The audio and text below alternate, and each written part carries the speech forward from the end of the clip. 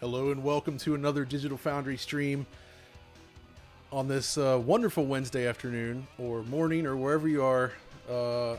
I'm here once again, this time joined by two good friends, of course, as always, my co-pilot for these streams. We got Audie Surly there. Nice to see you all again. And for the second time maybe on a live stream, we've got the legendary Alex Battaglia. The coolest man in Berlin. Just about. Wait a minute. Uh-oh. Yeah, sorry, it was just like had the audio on. But yeah, first time on here since I think it was The million viewer stream? Million viewer stream, yeah, it's been a while. I'm noticing we have the same hairdo, Alex, just different colors. They are. This would be a very confusing stream because most people think I'm you and you're me when you're supposed to voice this. So. Yeah, I did shave today, Joe. So that's... Yeah, I specifically didn't, just so people can tell us apart. So yeah, let's go ahead and kick into this here. So I guess should we probably talk about what this is? For those that don't know, I assume that most people here probably understand what this is, but Super Mario 3D World, right? Super Mario 3D World, right here. Look at that. It's a Bowser's me. Fury? Yeah, exactly. This is the Bowser's Fury section. You can see that Mario has matured. He has a pistol. He's gonna go kick Bowser's butt right now. No, this is the previously unreleased version of Goldeneye for Xbox Live Arcade, designed for the Xbox 360. This thing just miraculously appeared out of nowhere.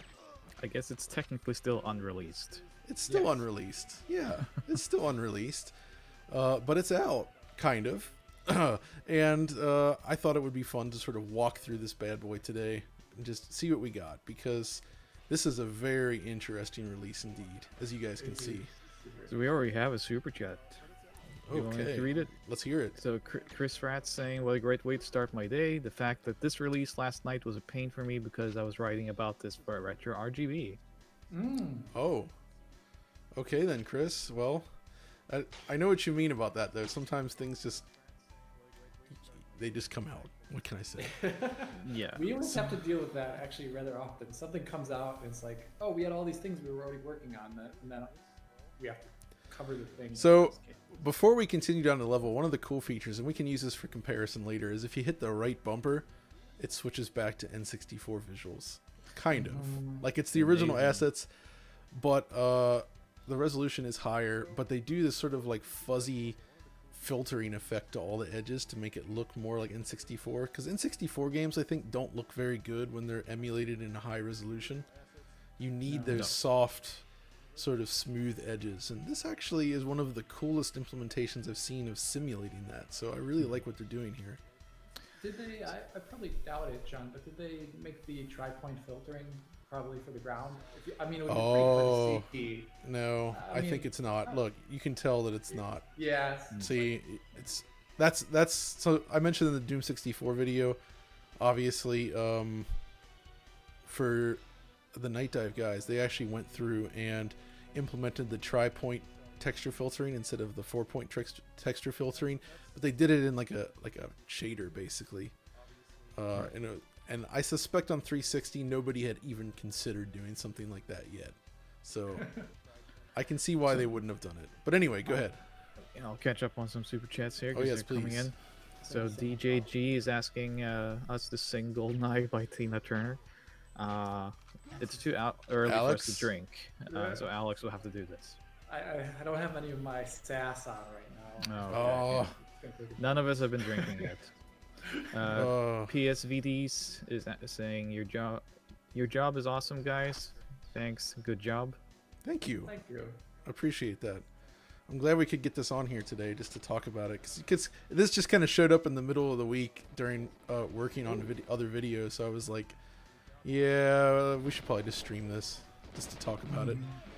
One of the things that really sticks out to me, and maybe you guys notice it, something I love about Goldeneye is the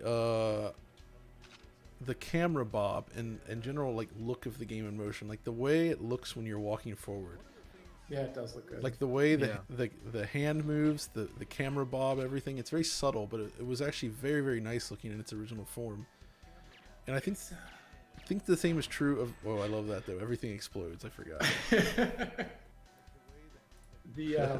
It's one thing I like just watching you. I'm thinking back to your your original Rare Goldeneye PD video for the Retro, John, and where I talked about this, but yeah, where you talked about this, and also like I remember just watching it and thinking it looked smooth back then, but I was watching it at like the weird like 17 or I don't remember what FPS it went down to even on this first stage. It's pretty low.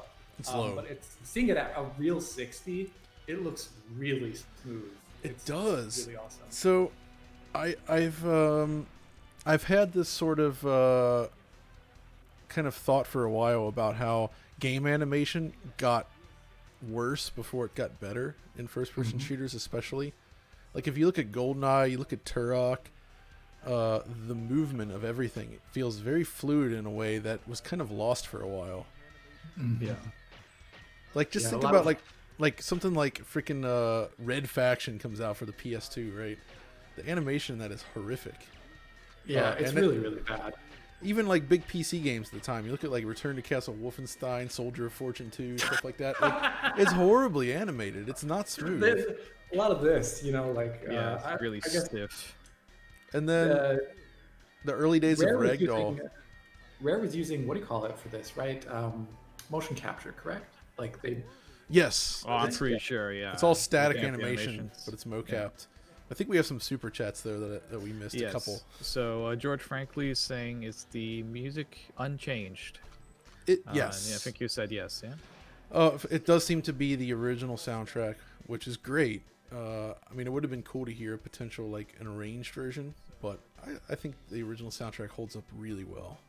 Oh yeah, it was pretty top notch back in the day. Very sample, but the arrangements they did of the original soundtrack was really accurate and cool. So I remember the music in this was just as much as a revolution as the gameplay, because no one had really seen anything like this before on console until the N64. That's true. Also, look at these new mountains here. Those are awesome looking. There's lots of slopes on them. Can you go back to the OG mode right there? Yeah. Look at that. Ooh, the sky moves sideways. Yeah, they have the scrolling clouds. On here, it's just a skybox. I noticed it's like Quake clouds. Yeah. The original is better. Yeah. Take that. There was another super chat asking who composed the soundtrack for this bad boy. I always thought this was one of the overlooked aspects of GoldenEye's legacy. Yeah, we just talked about this. So this was done by Kirk Hope, Beanland. Yep. I think that was it. It was Kirk Hope and Beanland. I think Robin Norgate. Norgate did some stuff too. These are all names for Rare people or Rare fans would be very familiar. Kirk Hope would go on to do like Banjo-Kazooie. Beanland and Norgate did Killer Instinct. So you can really feel some of the Killer Instinct vibe as well with like the definitely. percussion and it's got that kind of feel to it. It has that metallic percussion that was very I'm just gonna explore all the parts of this level. Actually, just go down underneath. I like how they actually, even in the N64 original, they simulate this. Yeah, like, it's faked. It's just baked in, but because when the door closes, it's still there. It gives you the impression of light streaming in. I wonder if they do it like they do in kind of like Doom style games where you paint on the sectors to have the stencils, like you paint it by hand. That's kind of what I was thinking, but this is obviously all geometry rather than like sector based. So, but I'm sure it's something like that because it's a very hard line there. You see the building shadow. So Sandy B sent in twice super chat asking Alex if they can get your number to your hairdresser. For me, it's myself. So even better. Corona Give him your number then. Let me. It has to be for my number. I gotta say, it's like Alex, man. You could make some dough on the side doing hair. Make some dough on the side doing hair. That's a wonderful sentence, John. Never cut some hair in my life other than my own, but that's about it. Oh, let's change that. Yeah. Get over it. Yeah, I know. As long as you cut it in 60 frames per second and make me look ray traced. Inner Conflict says locked 60 so far. Project 64 flawless for me. With mouse Yeah. and keyboard hack in 4K 60. Noticed any specific enhancements so far? Textures definitely. Yeah, John. Yeah, it's very, very smooth on here. A couple little hitches here and there, but overall it's pretty much a locked 60. The improvements really come from obviously the textures have been reworked. All the character models have been completely reworked. The weapon models have been reworked. You can see stuff like the mountains here. Like, look, that's, it looks like that. You switch to the original graphics and, well, it's a completely different mesh that they swap in. Can we talk about the AK-74 and how they 47? the original? Yeah, 47. Yeah, how they kind of made it look like a pencil. Yeah, I know, right? It is I love the the weirdest pencil looking gun. models in the game. Actually, We that's didn't one talk area about where the weapons yet. no, we'll have to get to that because that's a big part of Yeah. it. But that's one area where I always thought Turok kind of excelled over Goldeneye is the weapon models. Yeah. One thing I did like though was it was kind of rare for the time. A good deal was actually having hand models in an FPS game. Oh, that's true. Like actual geometric hand models. That's pretty rare. I mean, it's not like there's reload animations here beyond just the thing going below the screen and then coming back up. But Right. I'm not going I to always dive thought that off was the really cool platform back yet. then. I'm going to go back down because I want to go to that computer room area. So that last super chat mentioned the Project 64, which is the N64 emulator. And yeah, there was a hack to have that run at 60 frames per second. Yeah, so Yeah. the reason is for Perfect Dark and Goldeneye, they actually kind of run with a complete uncapped frame rate. Yeah. And if you just change the cycles on the emulator, it actually just allows it to run fast. Most N64 games are not like that. So, No. I mean, there have been hacks done, but if you just doubled the frame rate on Mario, just the standard version of the game, it would just run at double speed. It would just run faster. Which, Exactly, which is not the case with these games. So yeah, Are there shell casings in the original when you fire? I don't actually remember. I think there is. Yeah. Oh, there is. Yeah, gosh. but they go Cool. through the floor. In all versions, actually. Yeah. I mean, I get it. Having objects collide with the floor, maybe not the best thing for the N64. It was already struggling pretty hard with this game. This isn't a super chat question, but someone was asking, could you switch between versions on Perfect Dark? Like, could you do old Nope. graphics on that? You could No, not. that was- You couldn't do that. Okay. I also think though Perfect Dark's conversion was really good though. Yeah, I it was played awesome. through that. I kind of loved it because It's awesome. I agree. Almost unplayable on the original N64, and finally playing it at high res, That's an 60 interesting. FPS. It's awesome. Obviously, this being unfinished, that's an interesting bug issue there. When I blew up the glass, it actually sort of the destruction model kind of happened over to the side next to where the glass was. Oh. That's cool. Someone 12QSASDZ is saying, love you guys so much. Oh, thank you. Super chat. And Love you then too. there was MacGinty2. How does this differ from GoldenEye 007 Reloaded? Is that the re-release game? That's the Wii game, isn't it? Yeah, that also got on PS3 and 360. So that one was basically taking GoldenEye and turning it into Call of Duty. I think it used the same technology as some of the Call of Duty games, maybe? I actually can't remember exactly, but it was basically a more scripted cinematic style game, and it was an interesting adaptation of GoldenEye.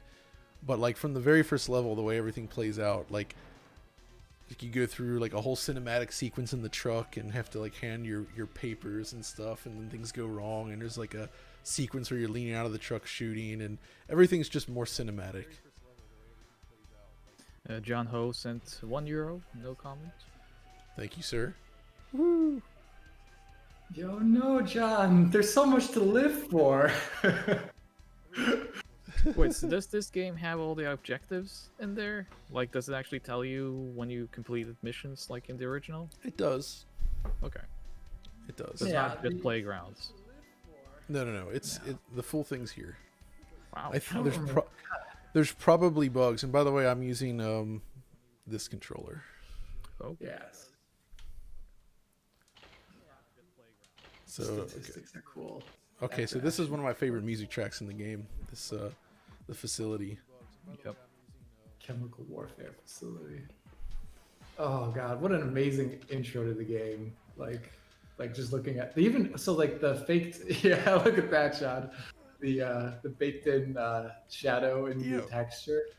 We should talk a little bit about the tech here because it is pretty true to the original in terms of not going too far away. Like I don't see any specularity here, so it's very reminiscent of games like that were running on the PS2 almost in terms of like graphical technology, or even N64, I guess. That's right. Oh no, he's stuck in the door. Oh, that is happened to accurate. the original, though. Yeah, absolutely. It's great.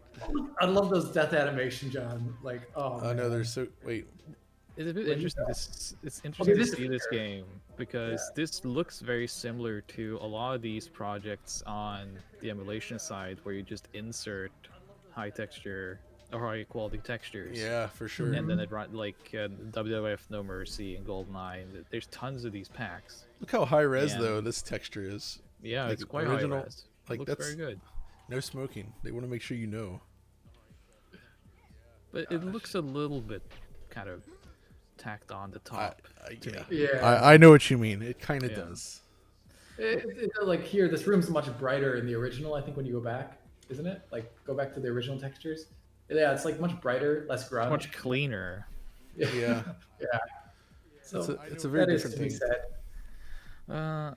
Eddie Road Dog is saying, "Love this. Will you do a MK2 deep dive like MK?" He's talking about Mortal Kombat for DF Retro. Oh heck yeah. Yes. Yo Yo Yoshio 267 says, Oh, "My Yo early Yoshi is pal- back. Yeah, my early pal Goldeneye is uncapped to 50. Any idea why? The PAL version?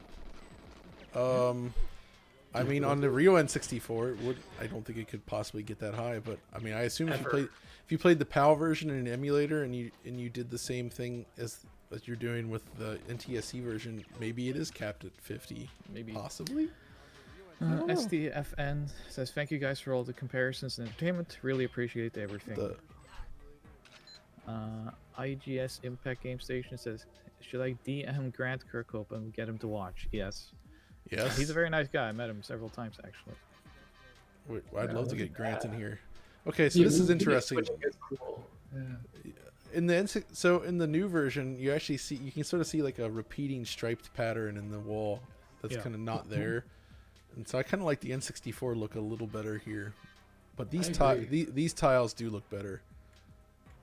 Yeah. Wonder what the glass, because one of the cool things in this level that I remember was all the glass beakers and whatever they're called. Like these. Yeah, there they are. Oh, Yeah, it stuttered a little Ooh. there. I kind of like the original that fakes, reflection. Silicon of that. graphic style, like Yeah. It is. Yes, Terminator 2 it's effect. exactly that. I love N64. that So, stuff. yeah. it's like Metal Mario Or stuff there. or like the Magnum in Half-Life, for example, is another example of that effect Yeah. that I just love. Yeah. It would be kind of like, if you did this to Wave Race and just put the new Oh, the texture on top of stutters. the water, it wouldn't look as Yeah. cool because it has that like liquid effect. Chief Med says Hyperkin needs to remake the 360 controller from modern consoles. Just put the faceted D-pad on it. Yeah. Someone needs to remake the 360 controller. Can be anyone. My 360 controller is now 10 years old and it still works. I'm very happy with it. That's right. Yeah, that was a good controller.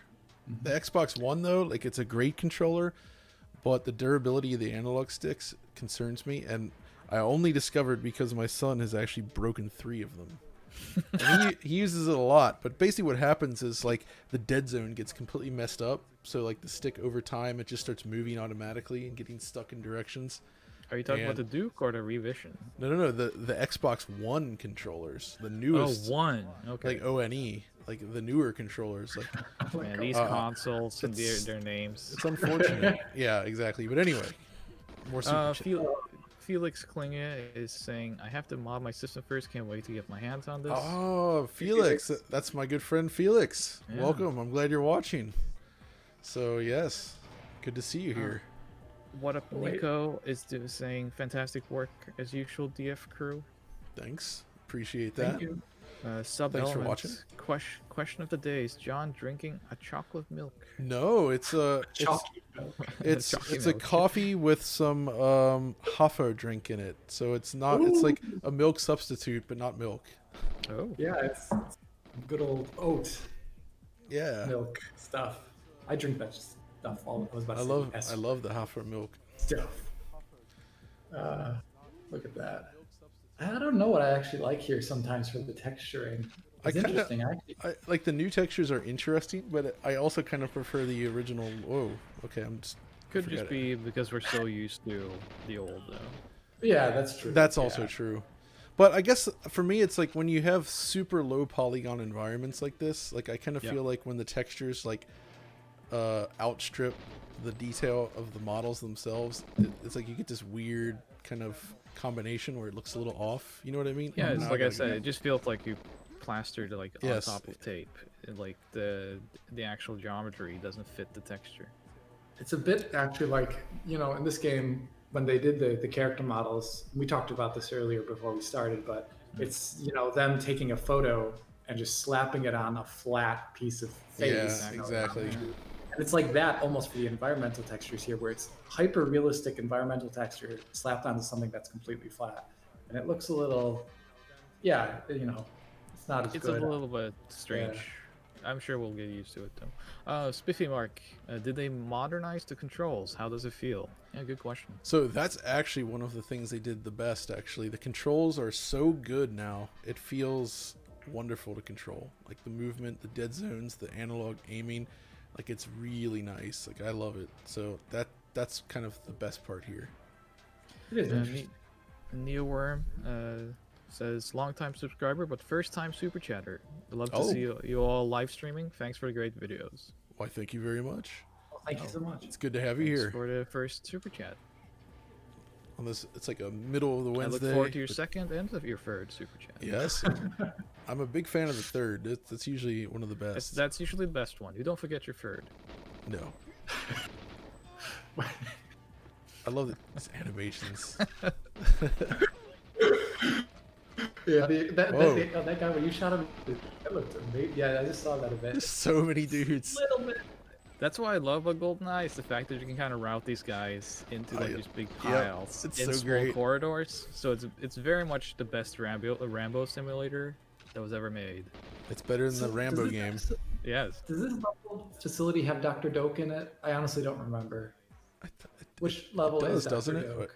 Dr. Doak is in this level. Yeah. Yeah, he's in there But he somewhere. doesn't always show up. If you speedrun the game, you can actually screw up because he doesn't show up. Look at these Soviet era like consoles, Oh, these or things. terminals. It's like very Star Trek almost. Bleep, bloop, bloop, bloop, bloop. I missed this. That's what it feels like it should be doing. You can almost read the stuff on there, but not quite. It's actually a mixing board. That's how they It's a DJ'd mixing in the board. Soviet Union. Actually, in terms of sawed out, what do you call them? Synthesizers. Soviet synthesizers have like a specific sound to them that is not. Oh yeah, yeah. People usually like looking for them. They're rare.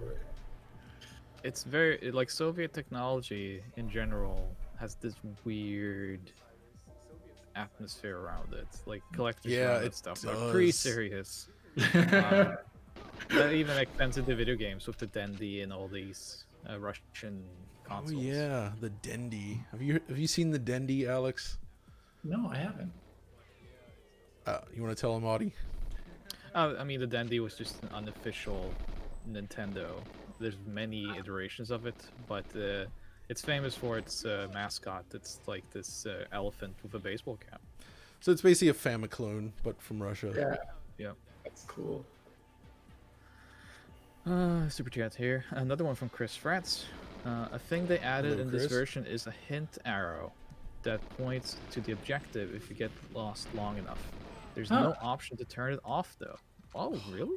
Whoa, I haven't seen it yet. That's interesting. Wonder if we can make that happen. So I guess the thing to talk about a bit is that GoldenEye's design is just really cool as an FPS. You know, difficulty levels, changed objective amounts, secondary objectives, and it is in Yeah. that aspect. I don't think it's very labyrinthian though, like other FPSs from this time. Not as much as Turok or anything like that. No. Yeah. So it's a little strange that they think people would get lost. I think the Yeah, game this would be Well, part of the because- appeal is it being able to just explore like this, right? Like you can just kind of Yeah. poke around. We were talking before the stream started about like how this was my Doom, because this was the game that introduced me to the FPS genre.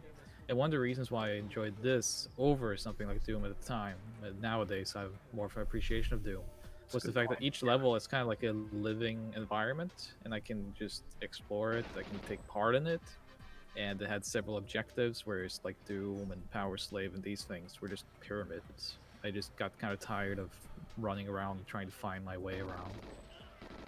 I can see that. And yeah, this was Yeah, one of, just a preference is not knocking on those games. They're legendary. in dare their you. mind. Yeah, I know, right? I was a huge fan of Turok. Sacrilege. There you go. But Everyone's a Turok is fan. not an FPS. That's a platformer. Thank you. oh yeah. And it's got great platforming. Let's Yeah, be it's real. got- Oh yeah. People it's- knock Turok, but it's only because nobody understood how to control it at the time. I even read the comics back in the day. Hello, gentlemen. So let's see. There's a lot of super chats. So I have to interrupt you guys. Please. So Triangle 3L says, "Now I want a Winamp skin." Looking at those consoles, I still Dude. use Winamp. What the- Yes, I I'm do with too. you. So Oh, I have man. my Super Mario skin still going. I love Carlos Winamp. Eduardo says, "John, don't kill Boris, please. Natalia will be sad, and Boris is an awesome programmer." That's true. Oh, well. He's invincible. He's invincible though. You can't kill him. Marcus Porsche. I'm guessing I said your name right, but let's just go with that. I joined the stream with Porsche. less than 2 minutes until Turok was mentioned. Keep up the great work. Well, today we have Alex here, so that's very I think nice, that's because mom- then we don't talk about Bubsy or CDI for once. I love Turok as well. But yeah, once we get Alex in here, it's like the double Turok time. Yeah. I wish love oh it. man, Alex, you should have sent me your little transparent Turok image file so I could slide him into the Oh, stream yeah. here next to Bond. Yeah, I need to remaster those though at like 8K or something. They're getting a little old.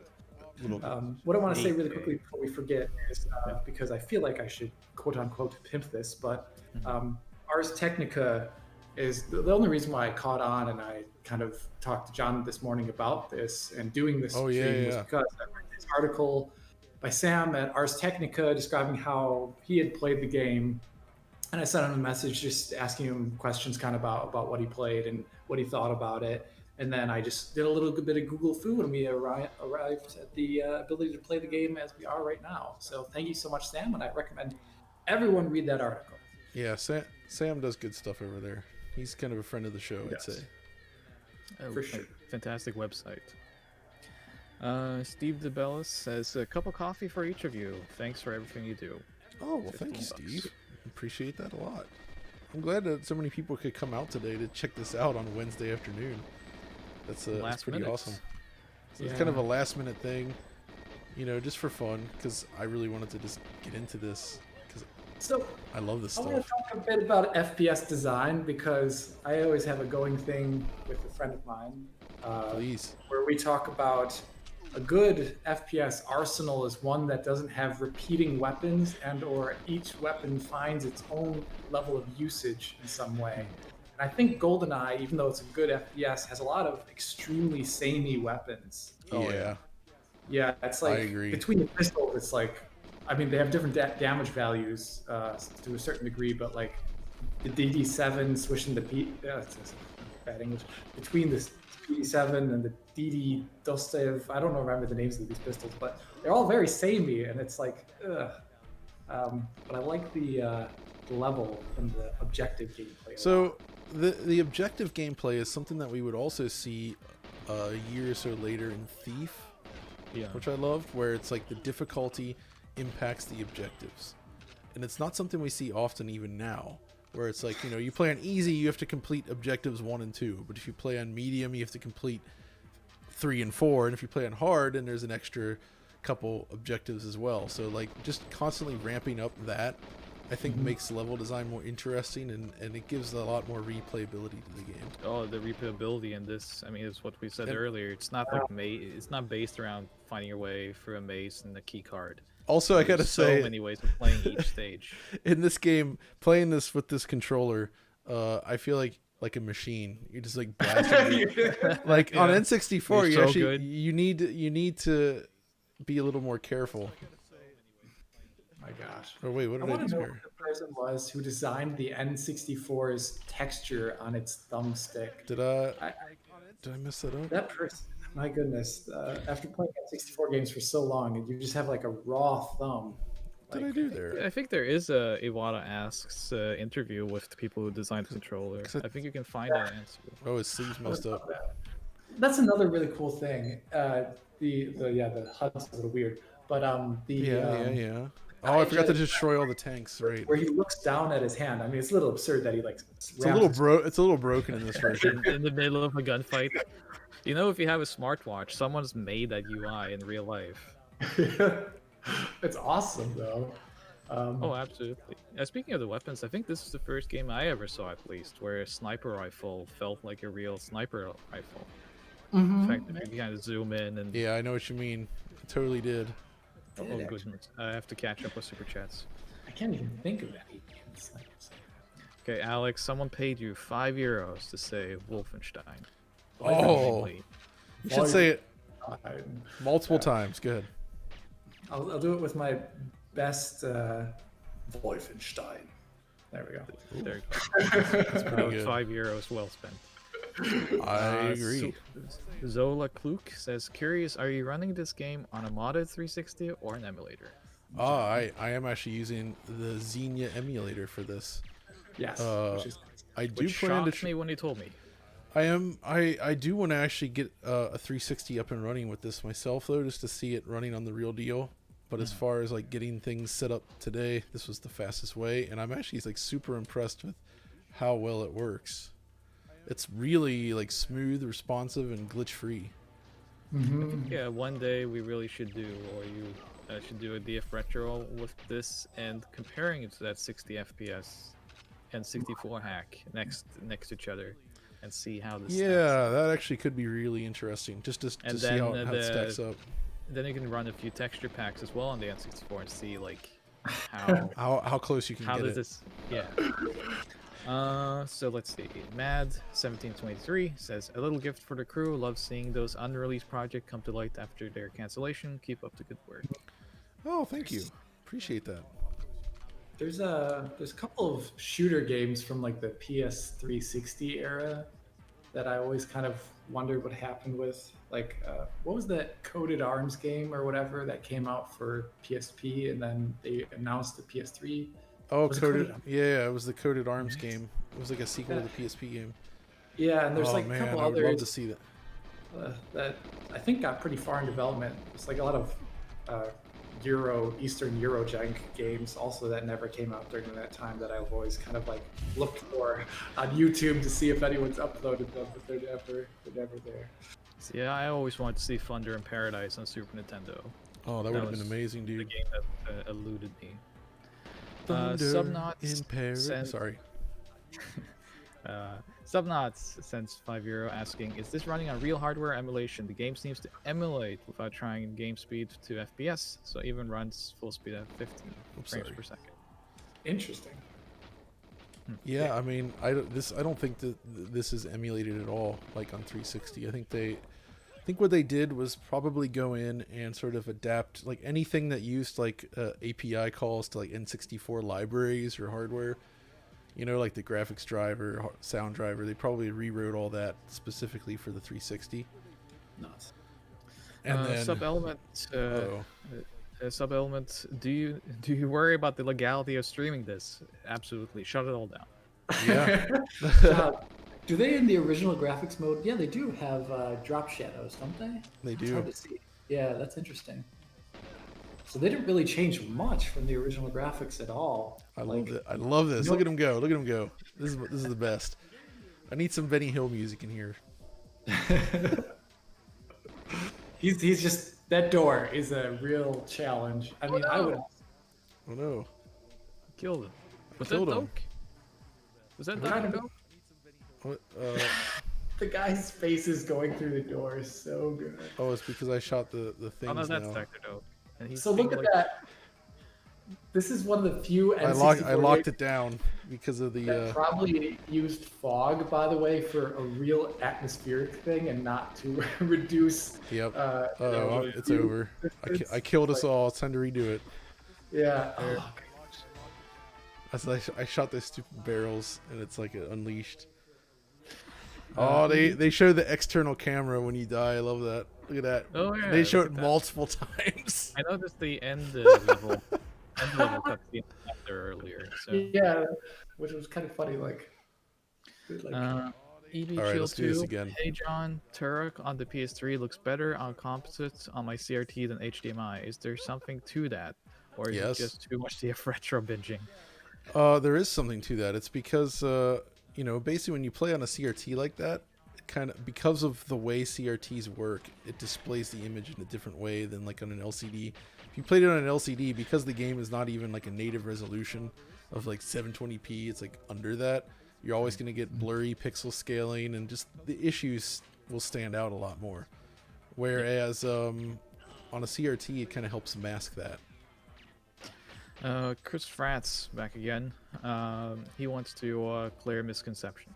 I want to clear the misconception about this game. Nintendo had nothing to do with this. It was Eon Productions that didn't give them the rights to release this game. Yeah, that's Yeah. something related to the film, I assume. Oh, yeah, the movie rights. Games Lord Alex, would you bring Turok or Crisis to Deserted Island? I would. I mean, well, Crisis already takes place on an island. Yeah. So you would just reenact Crisis in real life, is what you're saying? Well, I mean, it could be. Like, I don't know. This is a hard one. I guess there's more replayability in Turok, though. Well, no, Yeah. I don't know. Get back to me on that one. That one's hard. That one's really Is hard. Turok better than Crisis?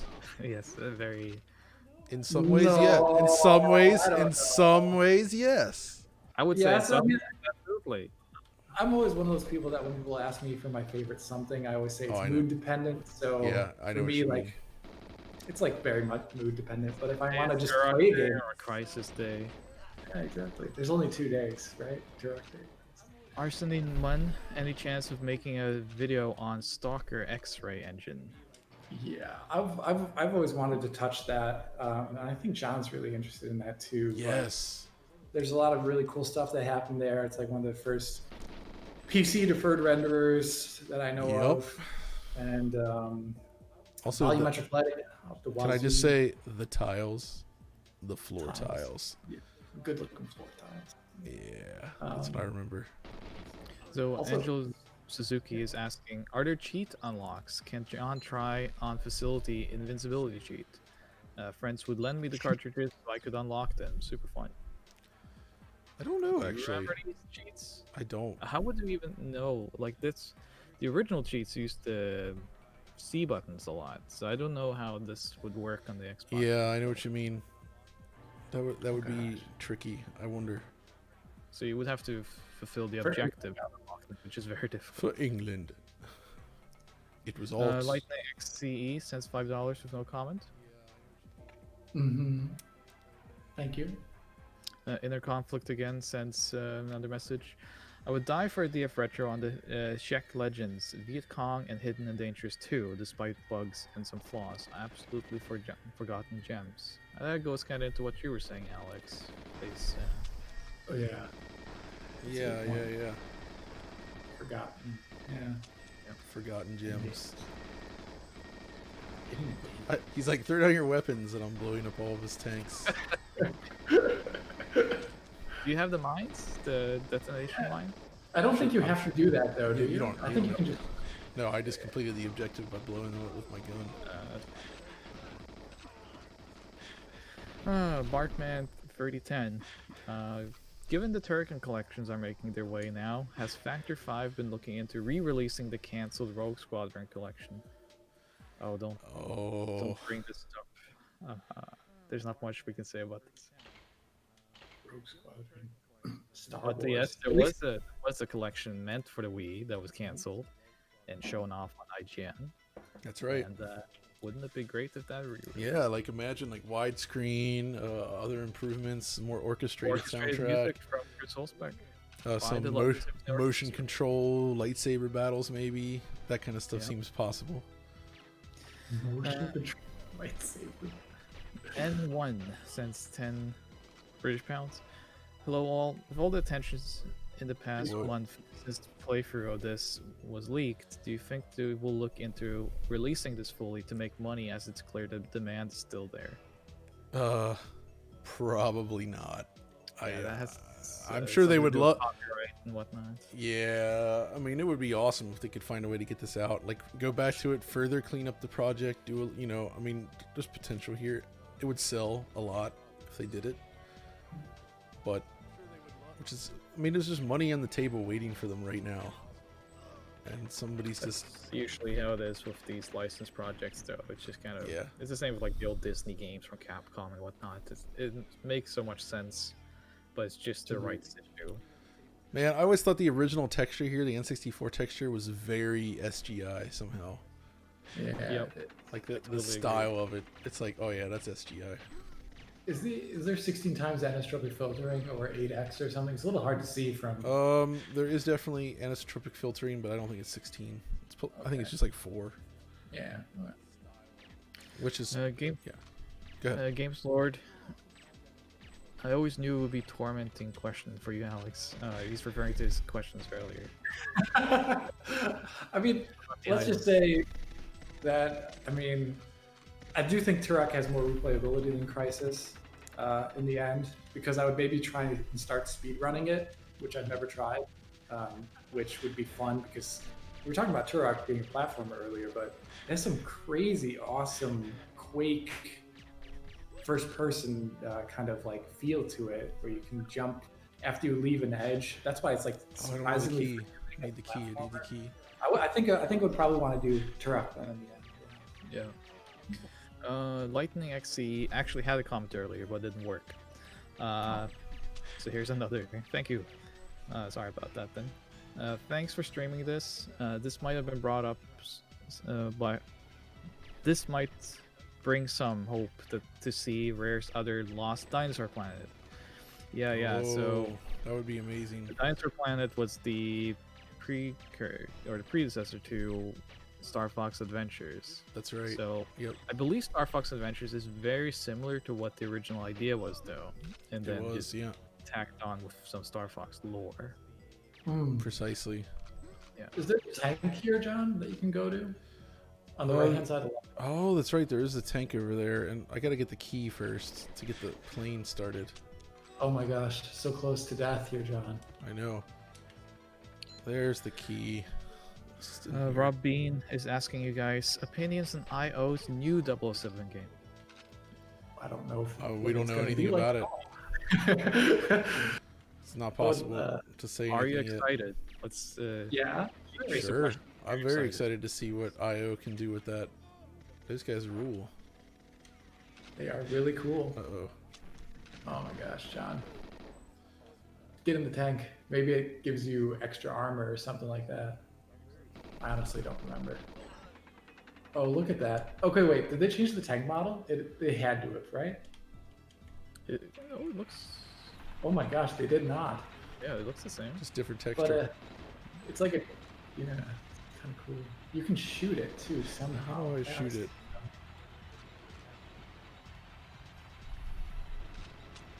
Just run dudes over. I don't know what the controls are on the Xbox here. There it is. Okay. That's right, you just switch to it. What a useless tank in real life, though. It has like an arc of like 25 meters or something like that. I was I like don't know. running over people with it because it had that crunch sound effect. It's probably the Yeah. most grotesque the Okay, game good. gets.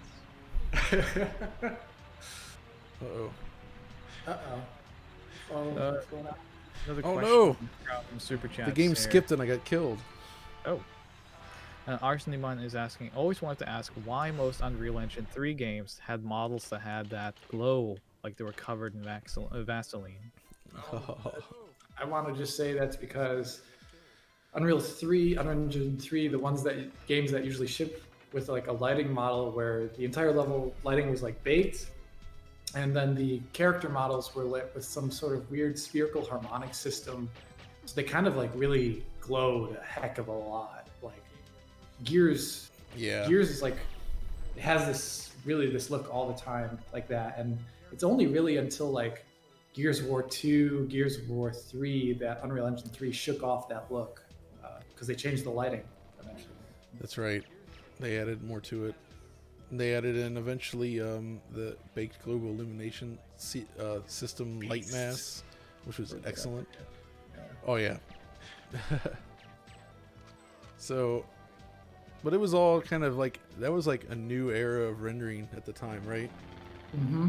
What Unreal Engine 3 could do, and I really one of the biggest changes was just being able to do so many different texture layers, combining different layers to create the illusion of depth. You know, that's when you start to get normal maps and specular maps and all this kind of stuff, and you had the memory and the processing power to actually do it. Whereas, you know, doing multi-texture in the past, like all those different layers and combining them all, that wasn't really possible on like fixed function hardware. You could do it on the original Xbox. Yeah, but it wasn't that fast. Oh yeah, so I missed so you have the moving clouds on the stage again, and they're not on here. I love moving clouds. Yeah, I like the original better here actually. But these trees though, Okay. They are a bit Dusk. If you've played Dusk recently, I love Dusk. I think that was totally what they were going for. They don't even. Okay, that's a smart change actually. Like here, you can walk up to the flat billboard trees, but here they put a fence instead, so you never really see how flat they are. That's pretty smart. It is really so different looking though. That's really different. So there are shadows here, like yeah. There's like it's like a shadowed region that they kind of have baked in there. Triangle 3L says, I've seen an attempt to pack Gears of War's colors into a 2-component frame buffer instead of RGB, and it looked almost identical. Huh. Gears of War. Gears of War? Is that what he means? Yeah. Gears of War 2. Gears of War 1. It's I guess. Interesting. The one thing I remember about Gears, at least if I recall this correctly, was that it was kind of specific to the 360 that was running in some sort of internal HDR format that worked well with MSAA on the 360, but on PC required DX10 to run at all. Yeah. To get MSAA, if I recall. But that was also like a higher it was like a mid HDR. It wasn't like the complete like full crazy whatever 32-bit floating point or something like that you saw in like Far Cry, but it was like some mid thing if I recall correctly. That's right. Which was like above what you saw in something like Killzone 2, which was still LDR. But yeah, it's the only thing I remember about that. Triangle 3L has another comment. Damn, you gotta eat, boy. Don't sound overmoted to me. Triangle rules. That fence is pretty much switching between Half-Life 2 for PC and Half-Life 2 for Xbox. Yeah. Thank you. That is amazing. Yep. I like it. What I don't like is the change in atmosphere in this level.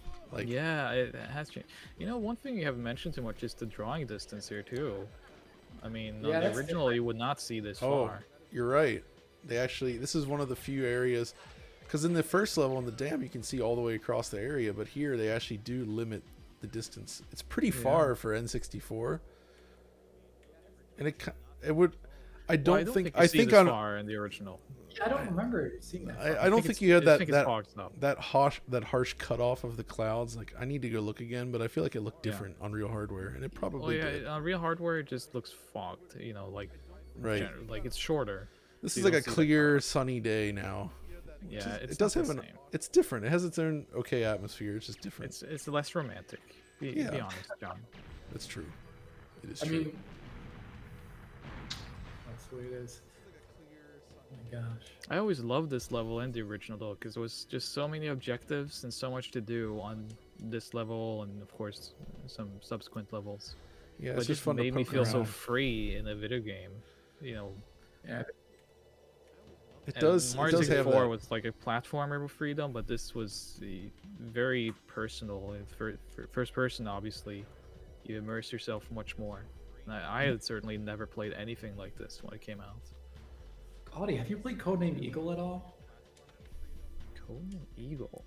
It's the dice game that was the predecessor to Battlefield. Oh, The same No. first level of that actually reminds me of Surface. This level a lot. Oh, look, it's a. It looks like bad. a '90s era BMW 3 Series. Oh, I think a coupe. Although, see, they got the, I guess the C pillar on there. Maybe like there's this extra, like that right there. That shouldn't be there. Like, look, Maybe. see, oh yeah, you're right. like why is it? Why is that there? What are these This guys feels like thinking? a Marfy Black. But the wheels though, there is a similar set of wheels you can get for that car. Yeah. So they actually got that right. You know, I mean, it's obviously the bumper's a bit extreme on the N64 model. Yeah, but Yeah. This little those hack frauds who made this version didn't know that. check out that that leather on there. Yeah. Look at that. I don't Now know. Doesn't that's pretty- texture. They actually, yeah, the kidney girls in both versions. It's interesting how the model looks different. Most of the models have been the same here so far, but they changed the car model of all the things. Most of the model, like this is different. Look, the lamp prop. Yeah, it's very different.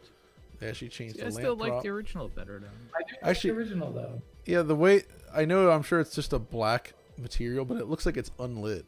The new one, like it's just a model that's completely unlit. You know what I mean? Right. Like you can't see. There's nothing mean- there. I don't even think Goldeneye has lighting. Like, are there muzzle flashes of any sort, like in Turok? No, there's none. So yeah, it's just Also, interesting. any complaints we register, they're not really complaints. We're just having Yes. fun. Like this Yeah. is, you know, I would not presume to complain about something like this in this situation. It's more just interesting to observe where And they it's- made changes. and it's also like when you talk about remastering efforts or remakes, that the ability to change back to the original is also really important, because if you're not happy with what they changed, Yeah, you can always go back, and this is I what you agree. can do. That's awesome. Arsene is asking, what are you looking forward to in the GTA 6 Rage iteration? well, I mean, we don't know anything about it, and I guess the thing is we never got to truly see what they could do last gen with GTA, right? GTA 5's upgrades were quite nice, but they only made Red Dead Redemption 2. Yeah. We never saw what GTA would have looked like on like a PS4 or something. So I would hope for a pretty significant push forward. You know, just I don't know. I mean, obviously you'd expect more advanced lighting and all the improvements you saw in Red Dead 2, but pushed even further with like a much more dense urban environment. Like the problem is though, again, when dealing with that, you're as much dealing with limitations of technology as limitations of manpower, and I guess Rockstar is one of the few that could probably pull it off. But like just the sheer amount of assets you'd need to make to really make a Rockstar quality thing In a city. now, Yeah. like, I would expect ray tracing maybe. Actually, I could see Oh, them the- doing RT. I would like to see them eventually. Look at these return railings, back. by the way. They're pretty cool. I actually, yeah, I do like the new ones more, just because there's snow on them. And they're like actually like not just a flat surface. Yeah. But yeah, I would like to see them return to the Euphoria style stuff they were experimenting yes. Oh yeah, exactly. yeah. I would love to see that. with. But That I stuff don't was know. amazing. It's really cool, but like at the same time, it requires probably so much investment that, and then they would probably want to use it for more than just one game if they spend a bunch of time in using it again. And it takes like 6 years for them to make a game anyway. So Yeah, who knows when we'll see the next game from Yeah. Rockstar. There is a 55 Norwegian kroners from Kenneth Badagon. What is your guys' favorite game engine of all time? I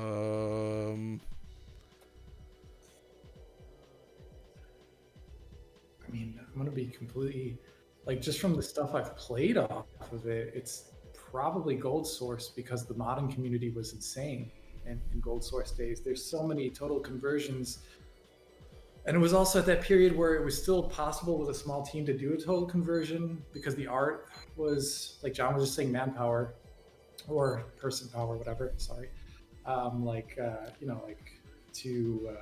you did like a little triangle model like back then was way easier to make than it was for something like CryEngine or something like that. So I want to say it's Cold Source probably. Yeah. I would go with Quake Engine, the original Quake Engine, because I feel like everything was born from Quake Engine. What about the MT Framework? It's awesome. That's a great engine. Yeah, I would say that because there's so many games on that I enjoyed so much during that time. Michael Kramer is asking, any chance for getting a DF Retro on No One Lives Forever 1 and 2? That could be an there we go. Actually, you know what? That could happen because I love No One Lives Forever, and Yeah, especially first one. Yes, it has a super interesting PS2 conversion. Yeah, and John, the first time I went to your place, you showed me the PS2 version of that. Yeah, it's bad. That's what we did that evening. Oh my goodness. The thing is, though, is like some PC to PS2 conversions were pretty okay. Like Half-Life was good. Deus Ex was actually quite good. Yeah, that was also very interesting though. Deus Ex. Quake on 3 PS2. was Did you actually see that pretty animation good. Earlier, that was so good. See, here I definitely enjoy the N64 look way more. Yeah, I it know looks what you way mean. too blue. This looks like a lit like lab environment or something, and that's just. Also, wait. Oh, look at this. That's interesting. They flipped it. They flipped it. Wait a minute. Is it actually a hammer and sickle on the N64 though? It's a little hard to see. It's just It backwards. is okay. Yeah, it's just like I do like old textures where they bake the shadow into it like big that. fan. And it's just, Alan Batsford, you can get modern light controls on the N64 using solitaire configuration and the D-pad for movement instead of C buttons. Yep, that's right. You could also use 2 N64 pads. Yeah, I was gonna say you can Good actually dual analog style. dual analog. Yeah, I think which my is favorite. insane. I think my favorite N64 control scheme for FPS was actually C buttons, which are the equivalent of WASD, and then stick movement. Yeah. I think that was most comfortable for me, if I recall. Yeah. It's interesting that this you can really see, like, I'm sure this is completely different, but this game originally started out with as a rail shooter, like Time Crisis or Virtua Cop, and you could almost see how it would work. Like some levels are different than others, but look at the there's like a reflective. They do that metallic thing on the camera front face when it passes. Oh yeah. Let me switch to N64 graphics again. I think it's that too. Yeah, Yeah, is it right there? I love it. Mhm. Stuff. This rules. Oh yeah. Didn't someone try to remake this game in Source as well? Yeah. Was there Well, a Goldeneye Source? There's Goldeneye Source is a Multiplayer. kind of very different. Yeah, it plays very different even than Goldeneye, but Yeah, it's on its own right. If you like multiplayer games. Yeah. Yeah, clearly this project, I think, more than any, was really just designed to be extremely faithful to the original. There was an Unreal Engine 4 GoldenEye remake that was getting pretty far along, and then it got copyright. desist. Oh, Cease and it's desist. always that way, isn't it? And I think they're retooling the idea of the project. I presume they're going to change the. I presume they're going to change the assets enough and call it Secret Agent something, because it's a really good idea, and they were so detailed in remaking the levels with everything. I don't know. Sandy Chelly has a comment for Alex. So Sandy Chelly says, in the hypothetical remake of Turok in a la Doom 2016, Alex should review it while doing cosplay of Turok. I've thought about Turok cosplay before, but I'm a little nervous. Like, let's just be serious right now for a second. I've been a little nervous about it because Turok is a Native American heritage person. Oh, I don't want to be, I see what. Yeah. throwing on like the leaves and the whole get up and everything like that. And it does look a little bad, but Turok is also a title, so anyone can be Turok. Cosplay is celebrating. Yeah, I hope not mocking. like I would love to do a Turok cosplay. I've been asked to do it before. What about the Turok reboot cosplay? I mean, Oh, or Xbox? I'd have to shave my head and get the mohawk like he had. Become was- more gruff. I was always very sad about that Turok game and Shadowrun for the Xbox. Like those two, like God. when they brought those two back, I was very excited, and then neither Oh, of them yeah. worked out. Shadowrun is basically a Counter-Strike clone, isn't it? Yes. Oh, which yeah. is like for that property completely. Okay, I actually like this though. This is cool because I just went out the door, and you can actually just leave. You failed the mission. Oh my god. But that's great though. You can just like straight up it's like, you know what, I'm done. Just like leave. Speaking, Yo Yoshio sends in the comments. Speaking of rare ports, opinion on Conquer LNR.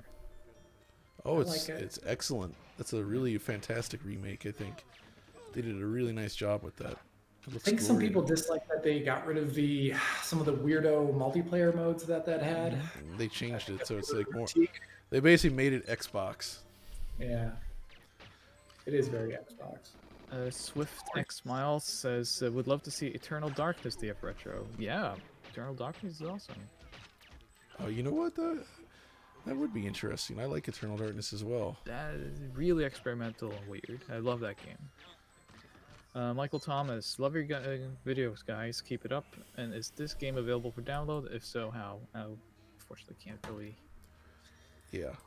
really say, but I'm sure you can figure it out by using Here we go. I'll turn on popular some- search engines. So you can summon out of the ether with the proper spell, if I recall. Exactly. You can see Christopher- some performance analytics at the top of the screen now. Ooh. Wow. Christopher Leet, could you stream Core Design's Tomb Raider remake? Yeah, that's another thing. Yeah, maybe so. Actually, you know what? I mean, that's ideas for stuff that you guys would like to see, because not everything can get a video just because of the amount of time it takes to create each video. So I could see appeal in doing more just like side streams like this, just to discuss things, because it's kind of a fun way to just hang out and chat about this stuff. Mark Neri, rather than raw frames per second, I feel modern games should aim for 60 frames per second, but with consistent motion blur like cinema. What do you guys think? Yeah, Sounds perfect to me. Yeah. sounds amazing. I'm into this. Oh, I forgot you can shoot objects like that. Like I just shot the armor off the box. Gosh, this guy. This is the most 90s get up. I love it. It's so Dark good. had the shooting guns out of hands thing, right? Yeah, I think it did. That was awesome, actually. I wish. Recently, one game that I was really happy with was Metro Exodus. Made it so that enemies surrender to you in a first-person shooter game. That doesn't happen too often in a lot of games recently, but I really like that in Perfect Dark, and I can't really think of any other FPS games where that happens usually. Triangle 3L, when it's foggy Oh, that's a outside, nice can it be texture. considered nature cosplaying Turok, or is it cosplaying Superman 64 actually? That's Like a good question. nature's cosplay. I haven't considered this, but Yeah. Oh, dude, if you did the Turok cosplay, you really would have to like somehow get like a fog machine, oh yeah, and come out of the fog set that up by. while eating Doritos. Yeah. Oh my god. Did you watch the Awesome Games Done Quick Turok? Oh yeah, I did see that where they were collecting Doritos, My god. and then there was an incentive or something where he had to like pour Doritos all over his face. It Poor was Doritos all over Oh, yeah, it's himself. just here. yeah, Pretty fun. very not safe for work. Yeah. TurboChop 3300. If you do end up getting this game running on real hardware, maybe a multiplayer match or 10 would be in order. A 4-player Slapfest video would be amazing. I agree. Oh That man, would be so cool. that brings me back. Just Yeah. and then someone would always pick Odd Job and like duck so no one could hit him. Oh wait, look at that new hand. Yeah. No, yeah, I don't like that. Look at that. He looks like he James needs to Bond. wash his hands. Yeah, we were talking about this earlier. James Bond doesn't wash his hands at the beginning. Yeah, multiplayer in this game, man, was just the Yeah. best. I mean, It was it's very awful fun. today, but back then it was Well, just so much fun. There's a simplicity to it that I think is still fun. Yeah, it is a bit of modern Call of Duty like in the aspect of I love whoever this. sees who's first is usually the one who kills the person. Yeah. No, unlike Yeah, I I'm would say not a Quake, fan of that. but, I remember back then they leaked in N64 magazine, which was Superplay, the staff from Superplay. They managed to get their hands on the multiplayer pictures with the old James Bond actors in it. So it was like Sean Connery, Roger Moore. All this was supposed to be in the game, but they couldn't get the likeness. I remember seeing those pictures back then, just like being so fascinated with all this potential. And then many years later, of course, with texture modding, people have been doing that. I wonder if the Cyrillic text that they just had there on the screen was actually gibberish or real. Oh, Games are pretty good at. Done the mission objective, right? What is it? So I have. Incomplete. Oh, that's right. I have to. Okay. Is there a scanner I around there? haven't played this for so long, but you're okay. who's think I have- shooting you? Yeah, I don't know. there's somebody up there. So I think I have to Oh. photograph this. I think I have the item for that. But how do I bring that out here again? When did the Mission Impossible N64 game come out? I was like a year later, wasn't it? Oh that's- man, that was a disappointment. It's an interesting game though because I guess it's Hitman-like. There we go. It's an early attempt at like a spy game or like Hitman. I guess is a good. I just remember wanting to do so much with that party scene, and you couldn't do anything because the game's AI was so restrictive. They would just like arrest you the moment you slapped a woman or something. Just like anything would just Oh, yeah. trigger the cops to come Look at over or the Oh, guards. that's actually super cool. Look at those graphics. Yeah. That's so Good many, parallax. so many graphics. I would really love to know what the first game was to use cube mapping. I would. If anyone knows, write please. in the Super comments. chatted in. Chat in. Yeah, I remember with that Mission Impossible Picked game. up Ken They Lob. couldn't get the likeness of Tom Cruise because Tom Cruise has never allowed his likeness on video games, action figures, or other merchandise. That's true. Okay, so where do I copy the key?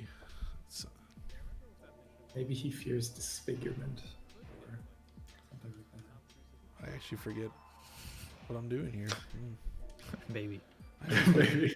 we should ask him. Let's invite him on chat. I'm sure he'd be into that. The Oh, guy hello. out there that like offered to get Grant Kirkhope, like screw Grant Kirkhope, just get us Tom Cruise, and we'll be happy. Yeah, get have Tom any Cruise in questions here, for It's him? all good. I would ask him so many questions about Mission Impossible 2. That is the The I John read- Woo film. John Woo one. I recently rewatched the first 3 Mission Impossible films, and the first one is kind of like thriller spy look at it. movie, and the second movie is like the Limp Bizkit version. Yeah, I remember this too, and I loved it. It's crazy. Like, oh my gosh, it's really funny to watch. Joshua Cohen sends $1. Thanks so much. Thank you. And then Mojal. no. He's blown up. No One Lives Forever is the best spy game ever. Bring back Kate Archer. It's pretty good. I agree. Why did that series not continue? Do you know? I don't know. It was a great series, wasn't it? Yeah, that was very popular back in the day. It's a Scientology thing. Yeah, could be. Oh yeah, maybe. Actually, let me check here. Rough cube mapping. Yeah. First graphics card's hardware support was the NVIDIA GeForce 256. Oh Marcus- yeah, Marcus Porsche. Yeah. who himself is a graphics programmer and Oh. worked on, don't mind if I say this loud, Dark Souls Remastered, which was Wow. checkerboarding in that game. No, It was really good. Oh, yeah. That's awesome. I just remember like some of the first cube map demos. I remember those, but I didn't have a GeForce 256, All right. so So I yeah, didn't see that. I saw copy the that key. later on. Let's get out of here. That's right. It's the stuff in your inventory that you had to use. That's what I was missing. It's really good. Yeah, Shoot the that was- cat. Oh, it had some glitches on the ground Yeah. there. You saw. Yeah, one of the things too, since John is doing this through an emulator, there is the off chance that some glitches could be emulator related. Absolutely. Yeah. It'd be Yeah. interesting to see this on a real Xbox. OG hardware. Yeah. Yeah. I feel like one of the first games that would have had cube maps that I remember would have been like early Xbox games, like Project Gotham Racing at launch that used cube maps for the For sure. car reflection, I believe. Well, someone's asking if Sin had cube mapping. No, I don't know that. no, definitely not. I love Sin though. The I first, also Sin like game. the first Sin. I bought that on day one when it was super buggy though. It was really broken. What I mean, Graphics. I'll be honest. I actually think the launch of Sin was significantly buggier than something like Cyberpunk. Like much worse. Like that original retail version of Sin is so broken, you basically can't play it. It So just what's more fall- broken? Sin or Daikatana at launch? Oh, definitely Sin. Like it kind of wasn't that broken. It's just it has like the thing about Sin is like you would first of all the saves would balloon and like after a few saves it would balloon up to like 600 megabytes for a save. It would start taking like 10 minutes to load a level. You'd get to some missions where the scripted sequences wouldn't play and you'd just be like stuck. Like when you get to the oil rig, it's supposed to be a Shrek. cutscene. The cutscene doesn't play and you're just like stuck in a boat where you shouldn't be and you can't do anything. Mm-hmm.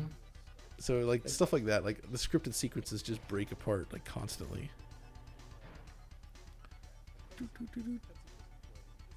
Man,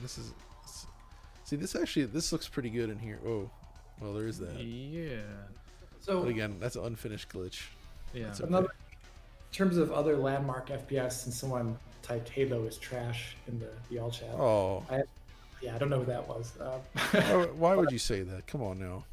What do you think That's is silly. more important towards the history of FPS games on console, Halo or GoldenEye?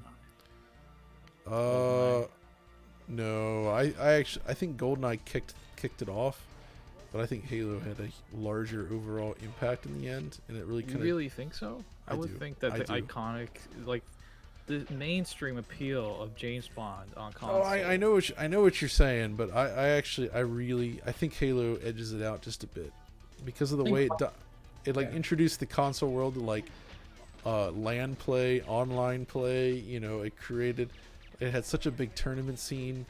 It added all these different modes. Like it was such a big deal. And But it this basically wouldn't have been possible without GoldenEye. no, getting I the agree. FPS genre I there. absolutely agree. I think Yeah. Halo took the ball and ran with it basically. You're right. So that's why it's a tough question because GoldenEye set the blueprint for what a console first-person shooter could be, and it did I some guess things somewhat. differently than even the PC was at the time. Yeah. Someone was saying that GoldenEye for offline and Halo for online. I guess that's a good compromise. It's Yeah. interesting because I played so much System Link Halo though, a long time ago that it's hard for me to say which one I'd even prefer more. I think nowadays if I replayed them, I'd find they're both pretty broken in the multiplayer. Halo for the pistol. The which is- pistol. I love the pistol. It's so It's like- fun. I don't know, ruins everything, but it's really fun. And then GoldenEye because the same thing you mentioned earlier, Audie, where it's like if you play it nowadays, it's a little bit in the multiplayer, it's a little bit. Well, the characters are unbalanced because of the height difference and all this stuff. And I mean, generally, what we would do in multiplayer in the end would just like put so many mines and bombs in a room that the game couldn't run. Like it literally ran on like Oh, yeah. 0.1 FPS. Which multiplayer levels did you kind of favor with your friends? I think I played The Archives was the one we played the most. I think it's called the Archives. What about Time Splitters on PS2? Time Great Splitters, game. it's a Time good. Splitters was great. It's really good. Yeah. Yeah. It's hard to say how much of an impact that really had, but I do think it was good. I think Sugar that and the really. series never really hit off. Maybe No. not so much. Yeah, I know. But that had a problem with like people were touting it as the next Goldeneye, even in like PR, and Yeah, that was a mistake. that's to not do what it that. is. No. Triangle 3L PSA. This isn't representative of the console's it's called occlusion query behavior, since Xenia doesn't have them. Also, sorry for 600 gigabytes Xenia lag on the SSD. Oh. It's all so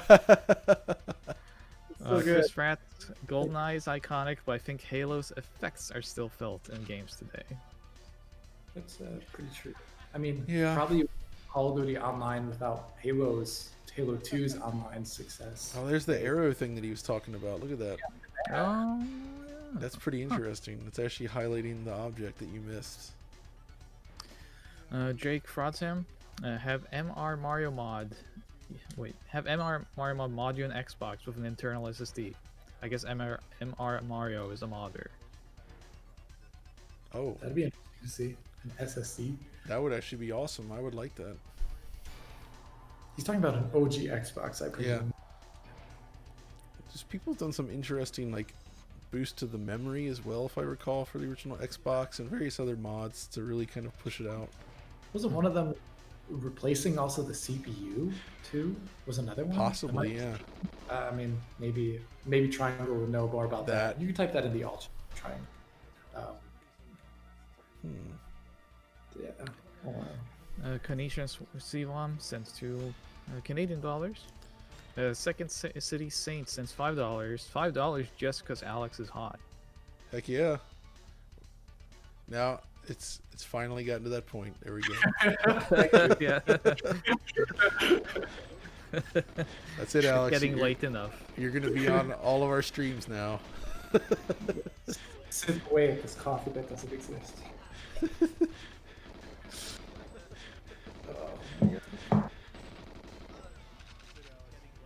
There, I got it. Oh, Marcus still going down. Marcus sends another message. Halo was one of the first games using pixel shaders. Easy win for having the most impact today. I mean, that's a different kind of impact, and yes, it is true. Yeah, first thing, I can't remember what card it was. Some diamond something or another in a PC that I won. Everything is contest. diamond. Yeah, I don't remember what it was. You won a It was Garbo. PC in a Edge. contest? I won a PC in a contest. I don't remember what it was for, but it was Garbo. This PC was terrible. But I remember downloading the Halo demo to play on this PC, and I could only run it in 1.1 shader model mode or whatever. So it was pretty hideous, or it was like fixed function mode. So Halo fixed function looks nothing like Halo. in that No. sense. I love Ours this. is I love this, by the way. The shadow here, they Yeah. actually like faked in the extra bits. Like in the remaster Yeah. has, That is a funny change. my so it's goodness. actually updated. That's really cool. A Lo-Fi Record Club sends $5. DF only fans win. Oh, we gotta get Will on that. Set Failed. it up. Oh, I forgot to. What? Okay, Was Will- I forgot to photograph the satellite. Of course. Photograph the satellite. Yep. Also, some things that are nice here. If you're coming from, I guess, the PC FPS scene around this time, I would say the story in this game, the objectives feel more attached to the story than a lot of FPS games on PC Yeah. at the time. So that was really nice. Just some praise from me. This game, Cinematic FPS. yeah. Yeah. The footage, so this level is the footage of that I used in my original DF Retro on this game. Yeah, it is. There was footage of the 360 version floating around for years that showed this specific area. Mm-hmm. There, so yeah, the key card picking up is Very frustrating doors, isn't it? Like that are slow. Yeah. yeah, they're all slow. I remember it because like I think it's in the when you have to get out at the end of this mission when the it's going to detonate the bomb. It can be very frustrating with the slow doors. Oh, hello. So AMR Nail since 5 euros saying, as a kid I thought the film Goldeneye was based on the game with the same name. You gotta make a movie out of this, I remember saying. Yeah. That's $1 million idea there. Should have. Clauzugas since $2 saying, Goldeneye pioneered akimbo bazookas. Oh. Oh no, maybe it didn't. Isn't that actually something from? Gosh, I'm forgetting the name of it. ROTT. Oh, Rise of the Triad? Doesn't that have akimbo? Oh, no. What does have akimbo everything, I think, is blood. Yeah. Like the Every Tommy weapon. guns. It's like Yeah. you got double Tommy guns. Double barreled shotgun, double flare gun. Oh, it's so There good. isn't double TNT though. That would be No. funny. Like That You would have can't- been funny. Yeah. I Man, I remember don't know why it being it's a pretty good rocket launcher in Duke Nukem 3D. for sure. Yeah. So, Let's see. Arseny1, do you think we'll get Isn't that cinematic the, level humans in real time in this That's generation? not the satellite. cinematic. Hacking to overcome that uncanny valley is limitations or rigging or skin shaders. Oh god, that's hard. Oh man. See, I don't think it's necessarily the skin shading. I think it's I mean, the eyes are still the biggest problem. Getting the eyes just right, because that's where you look and just the imperfections become so obvious. Yeah, it's interesting because even in offline, it's not solved at all because you Nope. can like just look at has anyone here watched The Mandalorian? Yeah. Okay, well, the last season ended in a way that showed a character that was done with CG to do their face, and I saw it was impressive, but I also saw myself realizing that it wasn't right. Oh. You're right, yeah. Yeah, I mean, but I also have like a weird eye for this. Maybe someone would be like completely fine with that, but I still think it's like not solved at all in Yeah. film. The fact that it's not solved in offline rendering means that solving this in real-time rendering. Oof. Maybe there is something to be said though about deepfakes or AI helping this out more than just Ah. like having better shaders and having better eyes. Yeah, I but think- maybe there's something to be said there about training data being able to make the performances more real to life in some way. Isn't Um, deepfake still fairly low res though, all things considered? I don't think. I mean, I think pretty scale. low. I'm sure you could improve that with enough computational power. Probably. You would just have to have very good Hey, dude. original source. Yeah. Andrew JM, ever tried a mouse injector for Dolphin emulators? Sure. I- Sure. I have. So it's cool.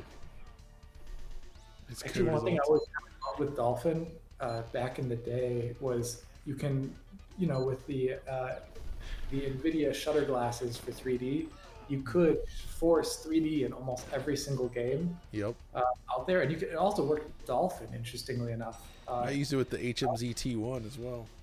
you did, yeah. The headset. Yeah, that was cool. John, do you still have that? I do. I should do something on it someday. It's a really fascinating device.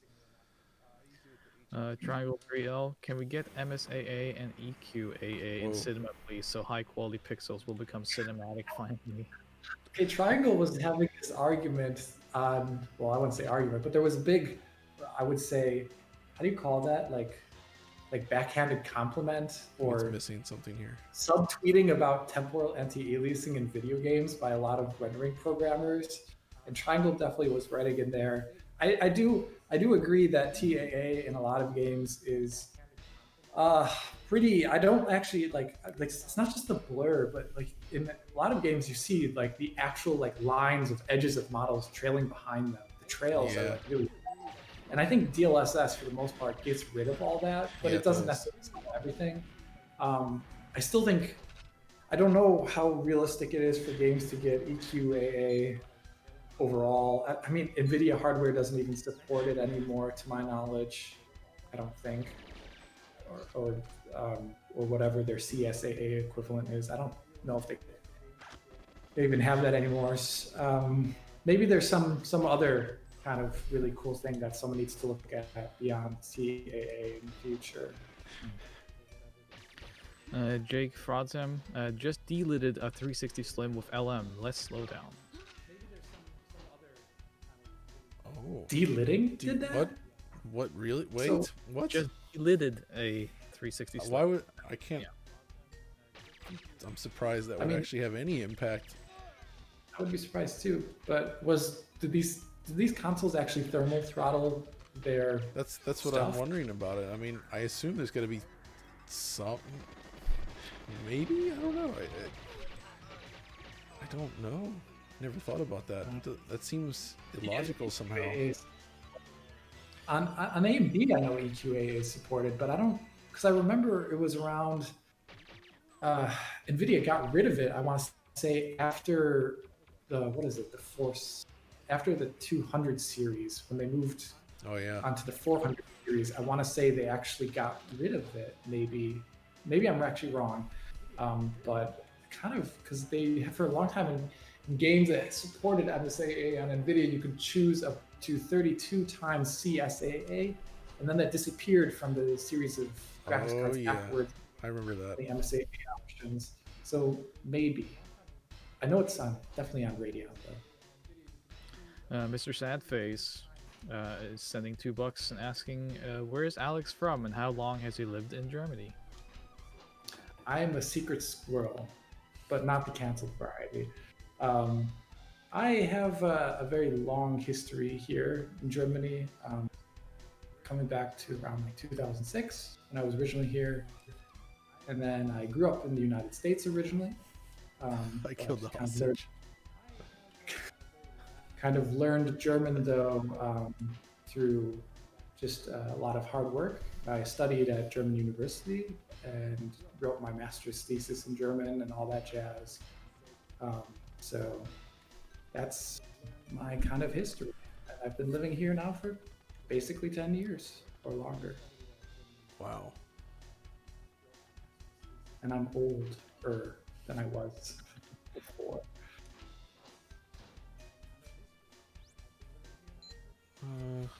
So I shot one of the hostages.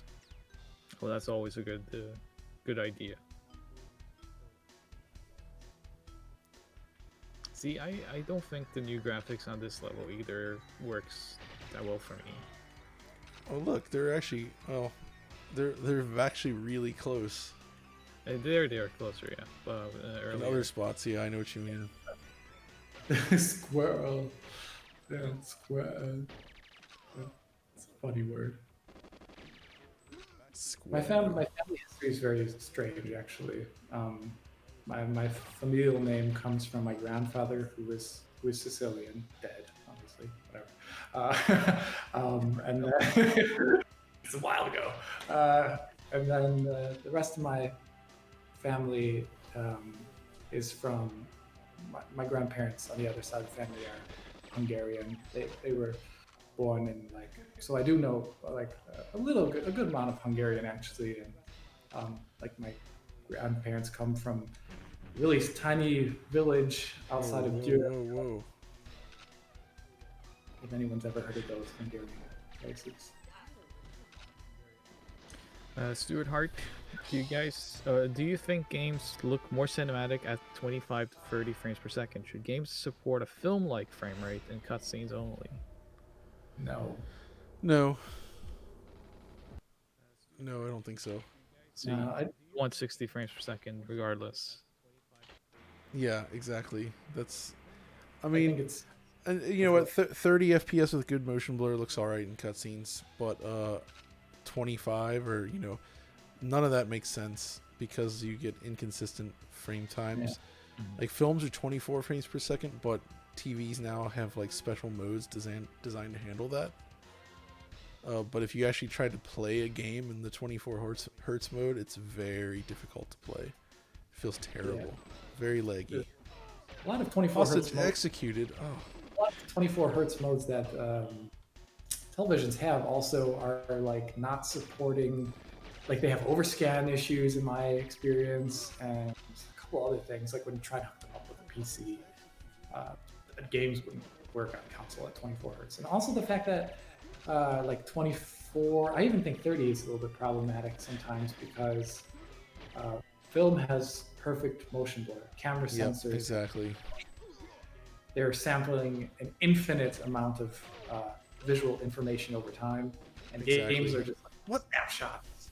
They don't look right, even at 24 hertz video game render. I don't think it looks right. You're free now. I'm going. So He's just running in circles. Silas 212 asks if we're gonna revisit Crisis Remastered after the recent performance patches and the upcoming DLSS patch. Plan is yes. Yeah, I think don't- you'll revisit PC, and I will probably revisit console when there are some updates coming, hopefully for the next gen Yeah. consoles. Like we'll have to see about that, but when and if all that stuff happens, then yes, definitely we'll both dig back in. Yeah, and maybe, I mean, there was a lot of things that I criticized in my video back then, while also I wanted to make sure when I made that video that I was pointing out all the things that the people who worked hard on the game actually did work hard on to make great. And there's a lot of great stuff in Crisis Remastered. But I think some things will not be really changeable as much as Dang it. to be, just because the engine version is so radically different from the original CryEngine 2 one that's engine. Yeah. Like I don't know. Yeah. Mr. Pete 1985 says, any chance for a PS5 versus Series X for 4K Blu-ray playback? I'd like to get things like load times and HDR comparison. So I wasn't too thrilled with either one, which is why I got a standalone player. What was the question again? Sorry. It's about UHD Blu-ray Blu-ray playback. Yeah. Oh, sorry. Yeah. Yeah, so you're saying, John, that you weren't. Sorry, I wasn't. So maybe it's been fixed, but Xbox had slightly raised black levels, which wasn't great. Neither player supports Dolby Vision. They're not very flexible in terms of like the HDR output with that necessarily. I switched to a standalone Panasonic player, and it's much more versatile, but also, both of them are good enough. I think if you enjoy UHD Blu-rays and you just want a nice, because they look good. It's just depending on how serious you are about it, there can be better. So there was a really cool question here that maybe we can do the super chat in a second, but there was a really cool question here about thoughts on Gemini Man shot at 120 FPS. I haven't seen it yet, No. but I'm not adverse to the idea of films if it's long as it's attached to some sort of aesthetic worth value.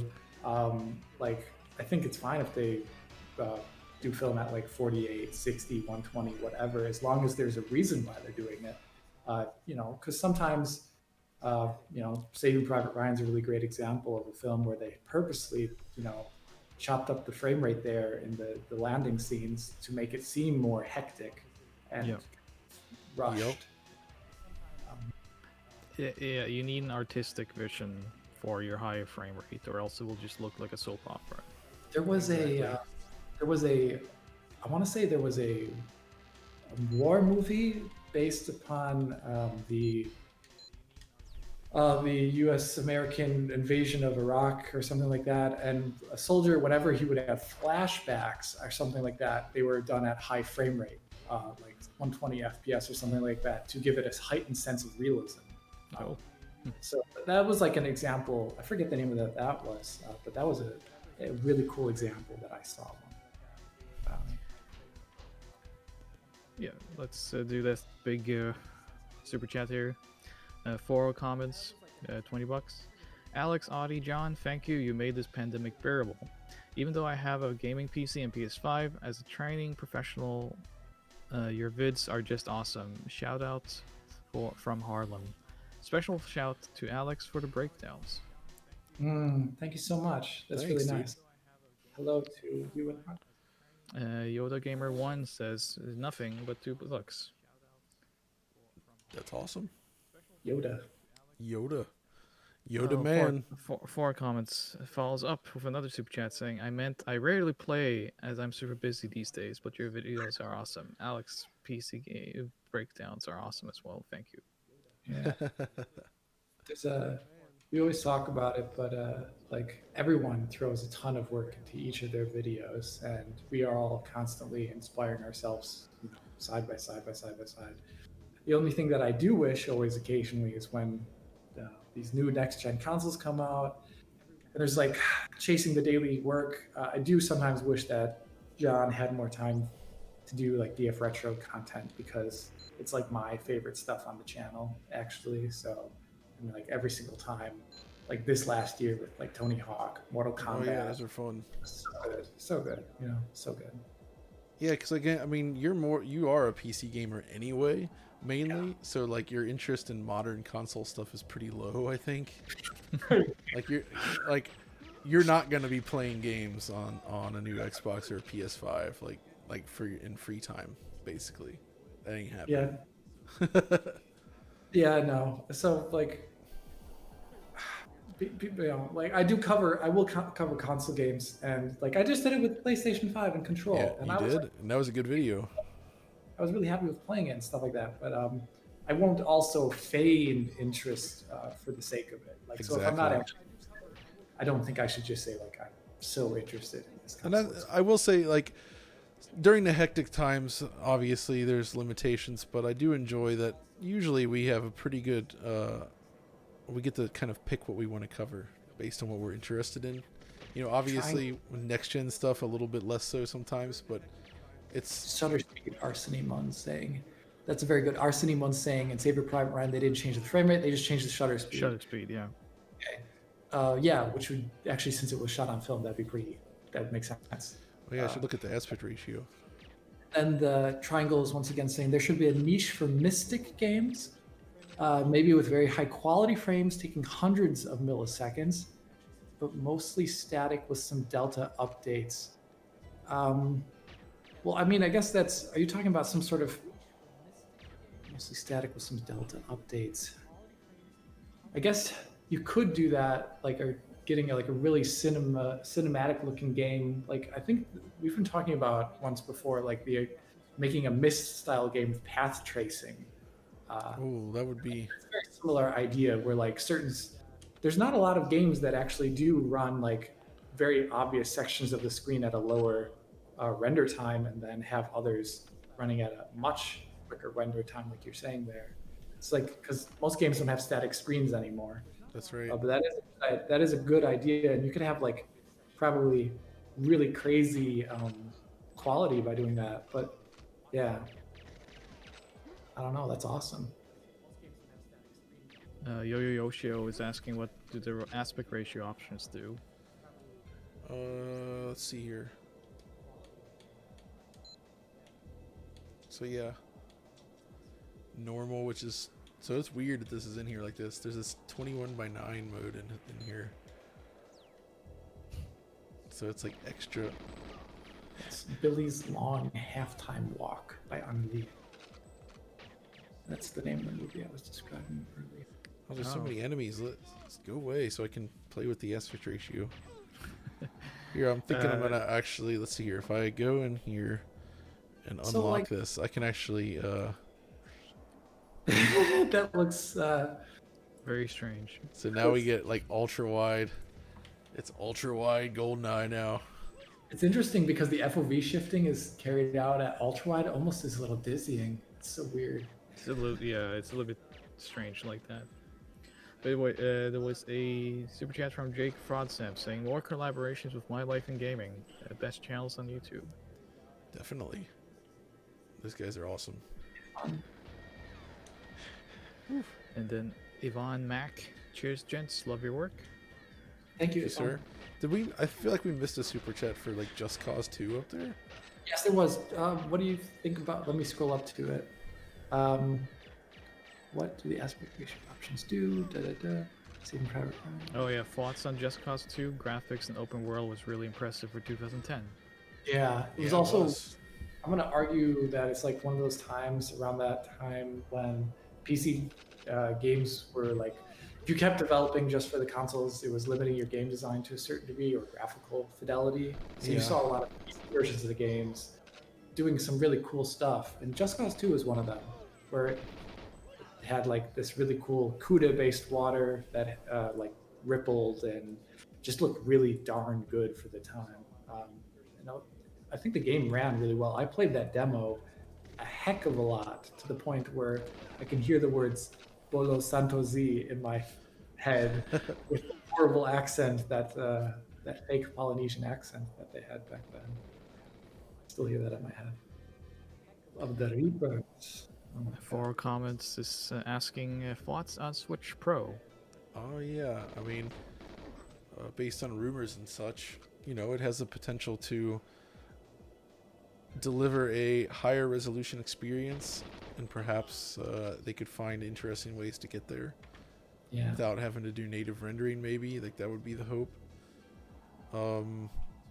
I guess the big question here is whether it's just going to be like a PS4 Pro style upgrade, or if it's going to be like a more significant leap. Because I think technologies continue to evolve, but they're still limited by the power draw. Because you have to be able to run in portable mode, and it's like that's going to limit what is possible, perhaps. But we'll see. I suspect it could be a significant upgrade. Someone in the chat is saying MUF, if that's a name. You should look into enabling area scaling filtering for the webcams, as there's aliasing. I mean, we are sending like 1080p 4K feeds or something like that you're scaling. Is there any different scaler options? Wait, what's he saying? That in the live stream, I can't really see it, but there's aliasing in the live stream, probably because of the way the images are scaled. Oh yeah. Really? Maybe there's an option to what's he saying to do? Yeah, I guess he's looking for some sort of different scaler option. Maybe the program that John's using though doesn't have scalers. It probably does. I just haven't looked into it. Yeah, but you can see it on your mic. Your mic is actually aliasing. It looks awesome. Real life with aliasing.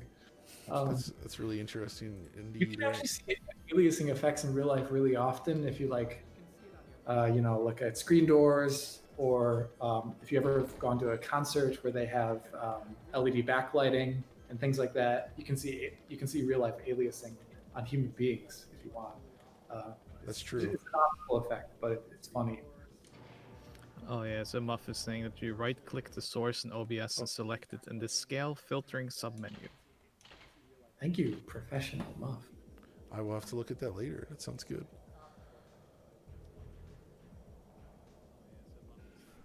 All right, Agent 47.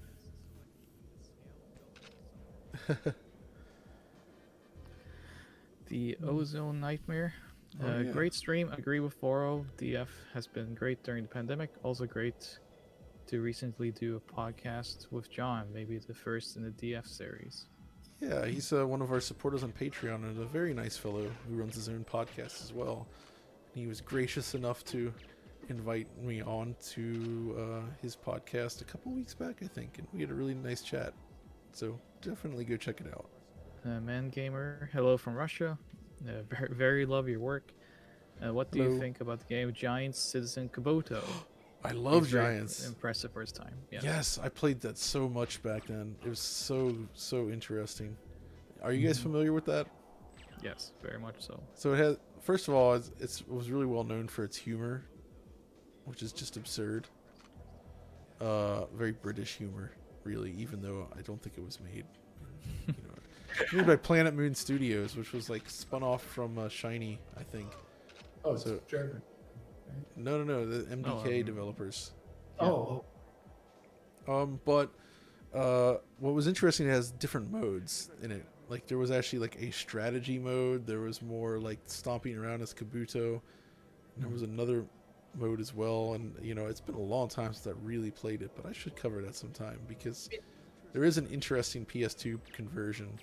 I think the one thing that I mean, for me, Giant Citizens Kabuto, I've played a bit through it, and the strategy mode's interesting for me because you can see its like influence on other games, or at least it's just like, like I don't know, multiplayer games kind of taking that up to I want to say like there's like a mix there around that time of like Battlezone and Giant Citizens Kabuto, and then seeing what Natural Selection was doing not too long thereafter or whatever.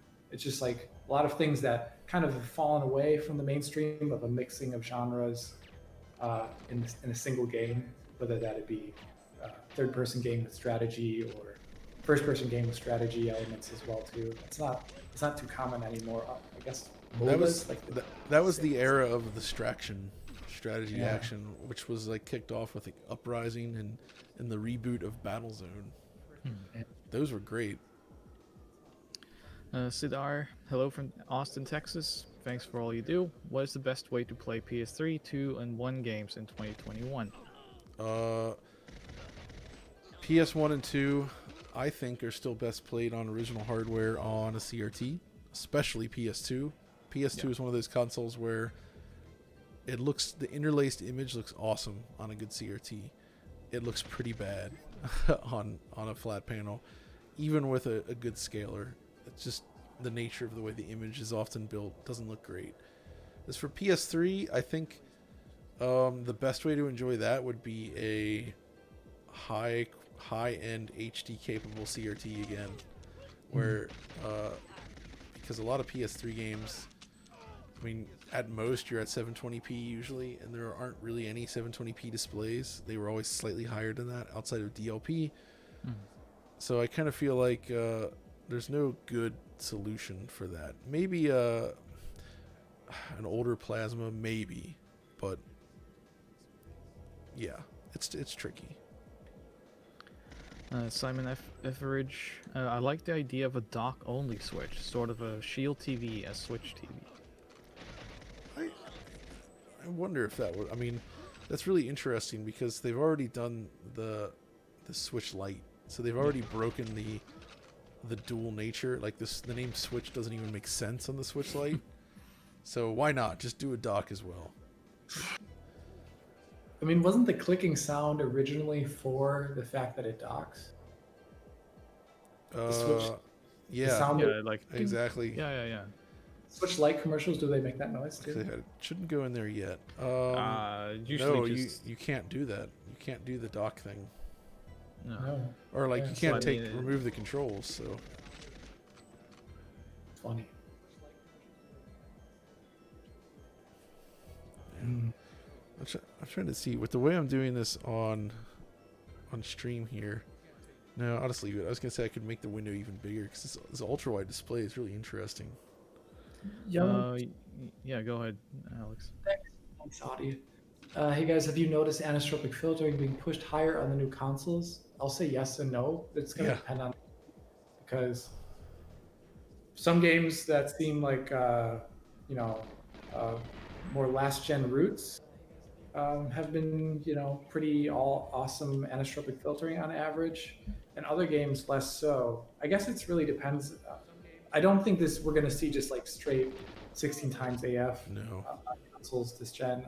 Consoles just don't do that because the developers have the choice and say of where they want to invest their rendering budget, and for some they think that the like 4x or so or 8x, which still looks great actually, I think 8x is pretty okay, that they think that's just fine enough for their game and art, and they'd rather spend cycles elsewhere. So yes and no. I think it's still better than something like Xbox 360, PS3 though. Like Jesus, yeah.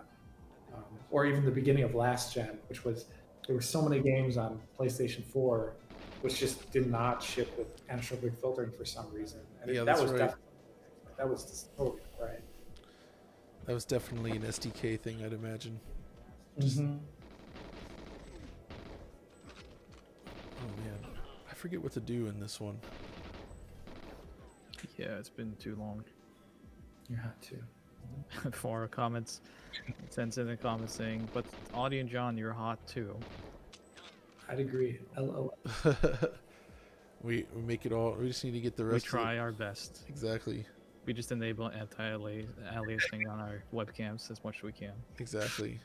Point. Yeah. You know, someone on Twitter, Whoa.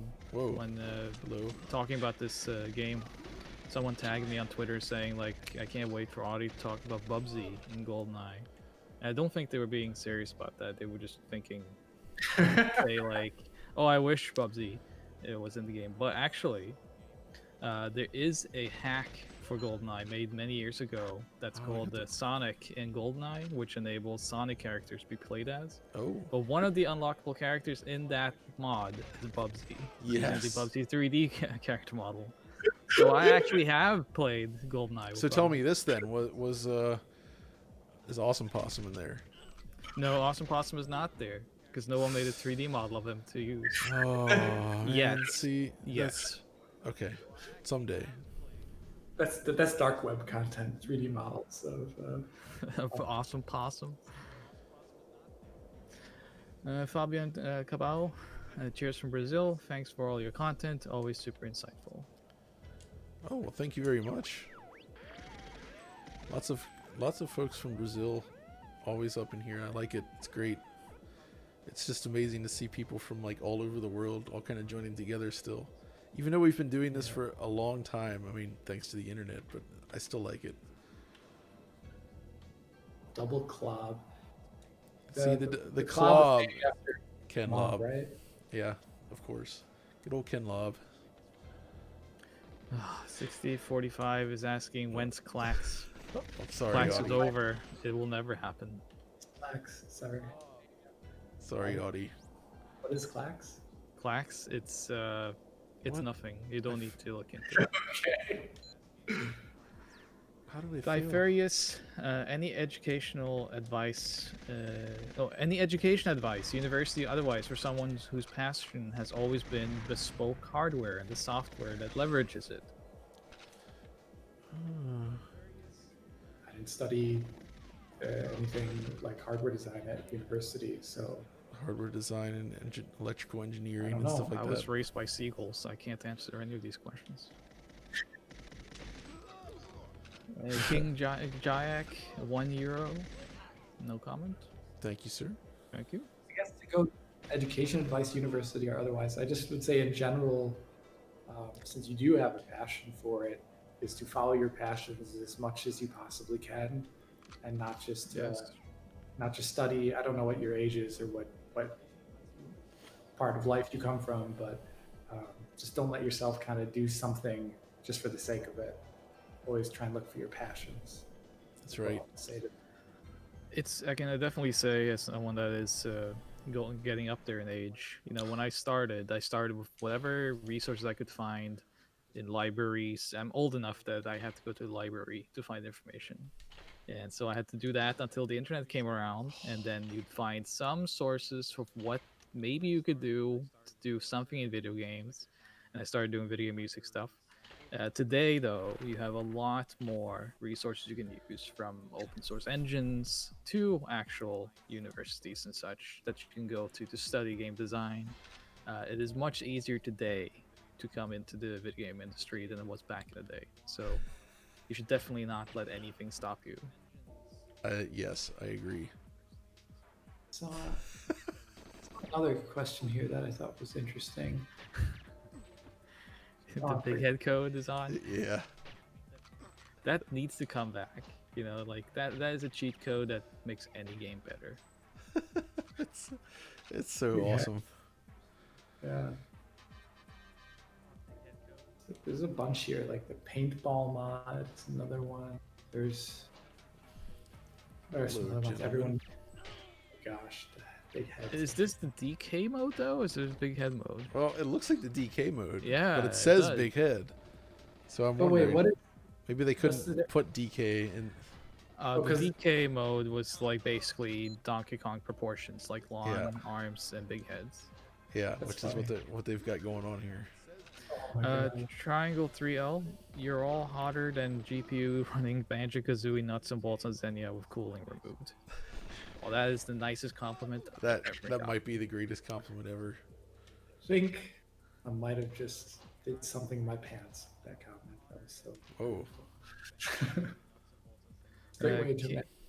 King Jayak is not asking about your pants, but hey guys, on the subject of AF, why is AF usually so low on consoles when there is almost no performance hit on PC? The memory subsystem on consoles has different performance considerations than PC. Yep. So it's a higher cost there relatively, but whether or not it's such a higher cost that it should be turned down is a question for each game developer.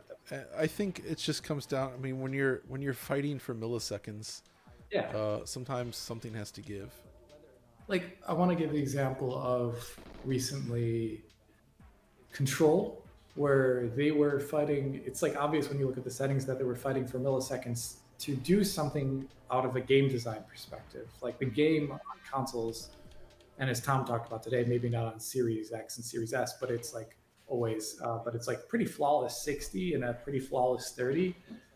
So when they want to make sure that they're getting every chance to always hit 60 and not drop VSync, then maybe that's just a design decision. AF doesn't matter as much as hitting 60 FPS always, no matter what.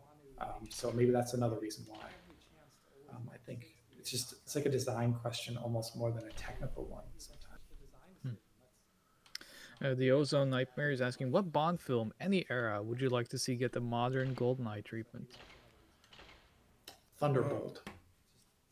That's a great Tom Jones theme song. Yes. I love Tom Jones. I would actually say it's been done on my end. It would be Goldfinger, but someone actually made a modification to Goldeneye to become Goldfinger recently. It's a brand new adventure game with hacked from the Goldeneye ROM. Cool. So if you're interested in more Goldeneye action type thing, then check out that ROM hack. Oh yeah. And I keep seeing people asking us about Immortals Phoenix Rising for some reason. Why wouldn't they? I don't. I played a bit of that game and I really thought it was. Where you been, John? I'm not hot into thing. it. I mean, do people really like it? Have you guys played it? No. I tried it. I mean, it's pretty much just like it feels like a Ubisoftification of Breath of the Wild somehow. And Did you say defecation? breathification? But yes, that could work too. I mean, there's nothing wrong with it. It's just, I guess. I mean, I'm not really interested in covering it. I don't think Alex is. I mean, I guess. I mean, it's always one of those things. I guess if there's enough requests, one of us could look at it. And it does seem to be getting requested a lot. So There are slow weeks. maybe if we have a slow week and Tom has some free time, Yeah, I was gonna say actually. There's that Tom. we can get on that. Tom sometimes has to suffer through things like playing Cyberpunk. I'm so sorry, Tom. He actually doesn't mind that though. He said it's like he's going to become the Cyberpunk correspondent That's good. because he discovered Tom's Diner and the Tom's Diner run, and it works. It's a great benchmark. Yeah. It's just like, yeah, okay. I love it. Alton fan. He did that with the Bog and with The Witcher 3 as well. Is the top arch there actually so rounded in the original version? Here? The arch you passed through earlier? Oh, let's go look. What back there? Yeah, let's go check it out. Because it's like Oh, getting those. there is no arch. Would you look at that? The Okay. arch is new. Yeah. So it's It's just a definitely rock not formation. New feature. Yeah. Okay. Well, let me ask you guys a question. What was your favorite James Bond? Not movie, but like actor. Ooh.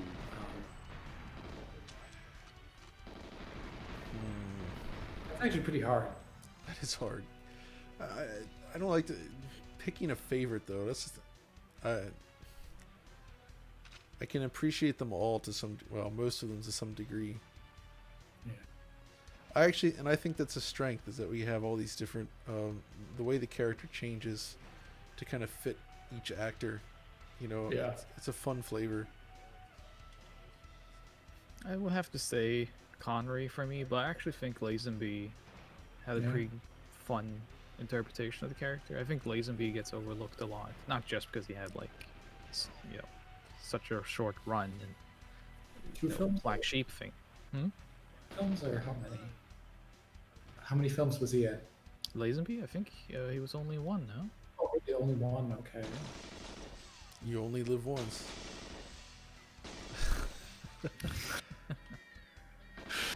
Oh, gosh. A lot of people are saying Pierce Brosnan. See, I Yeah. get he was at an iconic time with like, and you know, he was kind of the first virtual James Bond in that sense, because he was in these video games. It was like Tomorrow Never Dies, which had Michelle Yeoh in it, so I can't complain too much. But like, it's Also, I always found him pretty static, like very dry.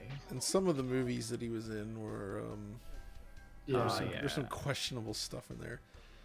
I mean, on the modern The front, parachute I scene. actually do think Daniel Craig did a really good job. I like Absolutely. him as Bond, and Casino. Even though my favorite of all the movies was the first one he was in, was Casino Yeah. Royale.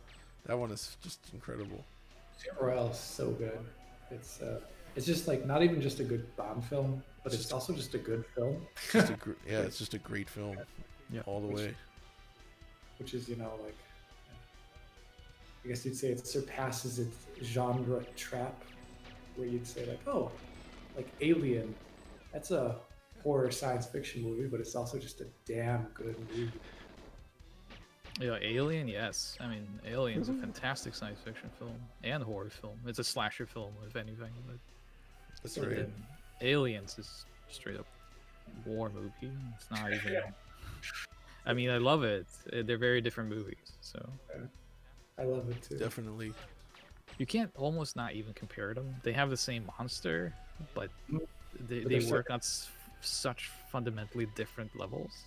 Yeah. The Aliens and Alien just have to be appreciated individually. There's almost no comparison. I'm always a little sad that the Alien versus Predator films, in my opinion, never really did much They never well. really nailed the potential of that. Yeah, Like, the that, concept of Alien versus Predator is excellent, but the film, yeah. you know what? Yeah. You know what, Alex? They were the Limp Bizkit of the Alien films. Oh, They were. ouch. Uh, Oh, I was thinking about this earlier. Not related to Limp Bizkit or Fred Durst, even though maybe, you know. So this dam map here at the beginning, the layout of this is like the wall area in Demon Souls. it is actually. You know how there's that big wall with the dragon that blows fire across it, and there's all these little like turrets in the middle, and you can run down the steps, and there's like that underground passage with enemies in it.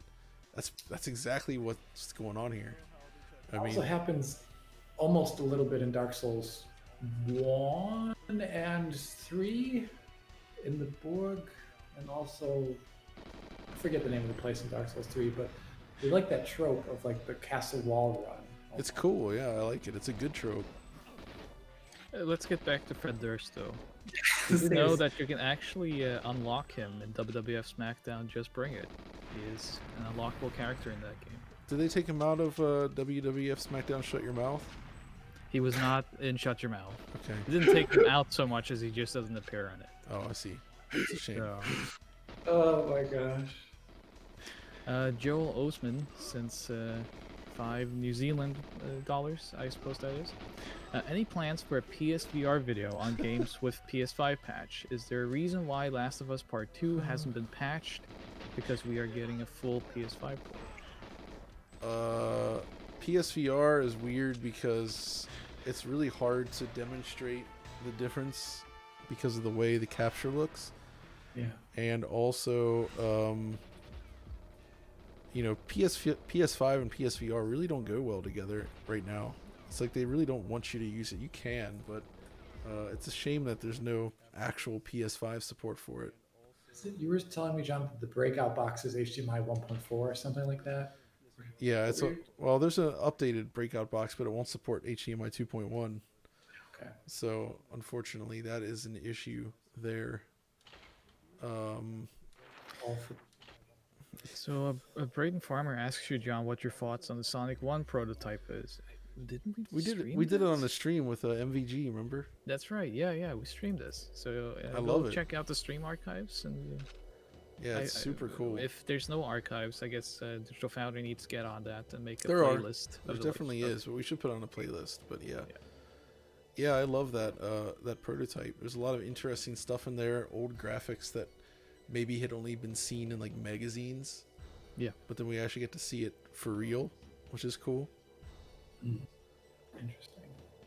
Did you Just ever get reading to ask Rich if that was the prototype he had played back in those days? I think it might have been, but it's hard to say Yeah. for sure. Oh man. Actually, Audie, since you do know a lot about wrestling, what is your favorite Oh, era yeah. of the WWF era? So WWF. I fell off WWF fairly early on. I was more of a WCW guy during the 90s. Cool. So I would have to say that for WWF, it goes back to like 85 to 92, probably. Yeah, that's Around a good that time. period. Like Macho Man and Hogan, that kind of era. I was a huge Bret Hart fan. Bret the And then- Hitman Hart. That's right. And then in 92 or so, they started airing WCW on TV. And for some reason, I just connected more with that. So I watched WCW until the end of 2001. And then I fell off. I haven't watched much. I watched a lot of Japanese wrestling since then, but yeah. not so much American. I watch AEW today, though. Oh, the current WWE stuff is just horrible. Oh, it's It's like the worst it's ever been.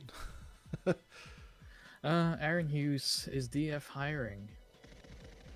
I don't know. 4 comments since the same comment again saying Audie and John are hot. And I Thanks. appreciate that again. if only I was married to you. As much as this grenade launcher here. Oh, that's the most N64 looking explosion. What does the new model look like, actually? There it is. The new model's completely different. My goodness. It's really different. Doc Hollandaise. Doc Okay. Hollandaise. Oh, I love this name. That's a great name. Any chance this game becomes available for play? Officially, none probably. It seems low. The likelihood of that. Almost certainly not. Which is a shame. Oh, somebody's asking about the Yakuza remastered PC version. I don't know, Alex. Are you going to cover that? I don't know. My original Yakuza video back in the Did pretty 2 bad, years didn't it?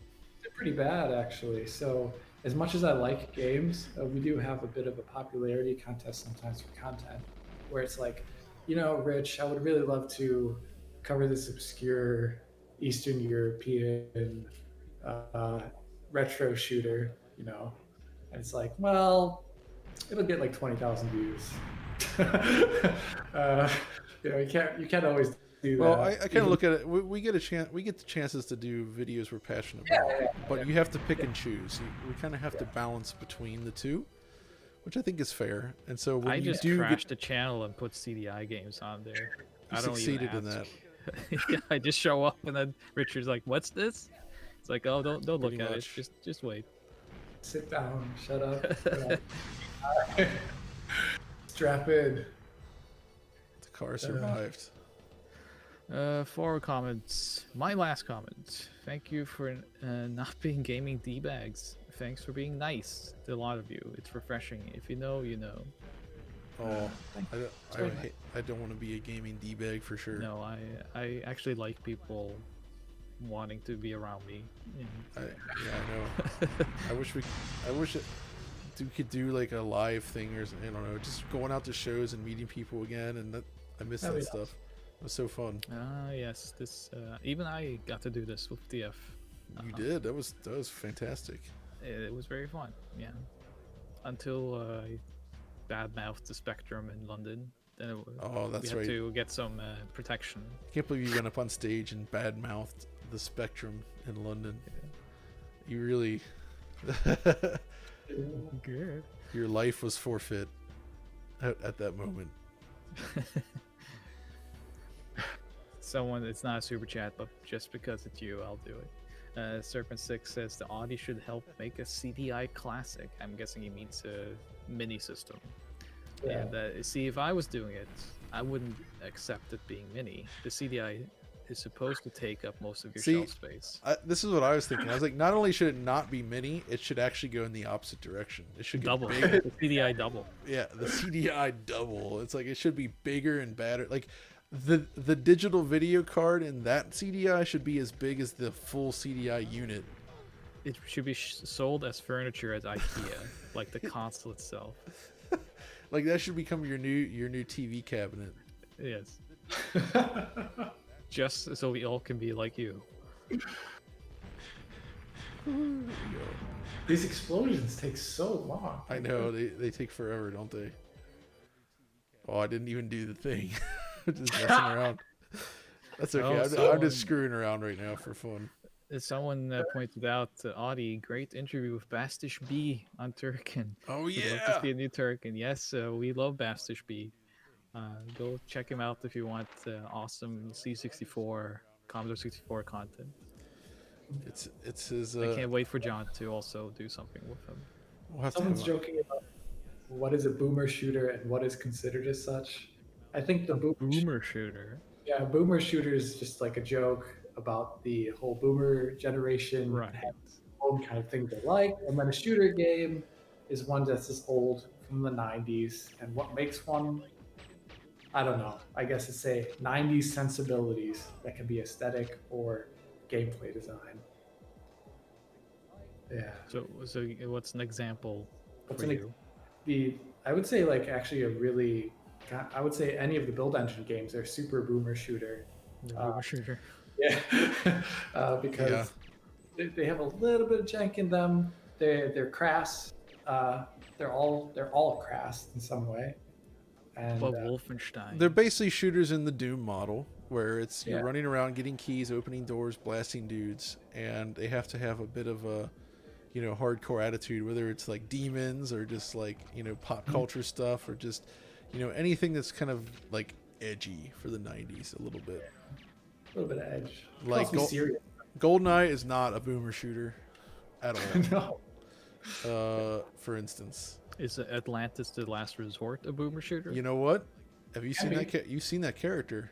It kind of is. I would say yes. When do boomer shooters end, though? I guess is a question. Probably like 1990. Well, I guess they had a pretty short-lived period of time. I think the arrival of like Half-Life killed it. So 98. Like they were still being made a little bit, but I feel like Half-Life was the point where everybody's like, "Oh wait, let's change, let's do other stuff." That's very true. Except for that's actually kind of when it really split, because like you had Half-Life direction, and then you had like the Unreal Tournament Quake 3 direction. Yeah, and those are something else as well. It's like those are not really boomer shooters either, even though they kind of come from that lineage, but it's a different thing. Like Quake 3 Arena is just straight up like, what if esports but 90s? Yes. As in like the original esports, maybe. Fatality. We haven't really talked about other James Bond games. We should probably discuss a little bit. Just everything or nothing. Everything or Nothing. I like that game. Yeah, but there was also like, was it what was the movie that came out after Goldeneye? It was on N64. It was a first-person shooter. It was very similar, but it was by Eurocom. It was not by Rare. Was it a Tomorrow Never Dies, or was it Yeah, maybe it was. I can't remember. Oh, I don't think it was. Tomorrow Never Dies was like on PlayStation, I think. What about 007 Racing? Okay, tell me, 007 Racing. That's not a good game. Versus Batman Gotham Racer. Batman. Oh my gosh, when we loaded that up, that was the. What was that for even? PlayStation. Okay. PlayStation 1. They're not good. Batman Gotham Racing. The world is not enough. The world The is world not enough. is not enough. It was quite similar to Goldeneye, but not as good. I think I read that it used a different engine, actually. Oh yeah, it was the Eurocom that made World is Not Enough. Yeah. So Eurocom is not bad. They ended up doing the Goldeneye Wii game and stuff like that too. So they worked on it for a long time. I think that was their first. I also want to say the World is Not Enough had reload animations. Can someone in the chat correct me? I kind of remember that. Maybe it did. There was one of them that was on a GameCube that was really Why did I good, fail especially this? the multiplayer. I think it was Nightfire. Yeah. Yeah, that one was very good.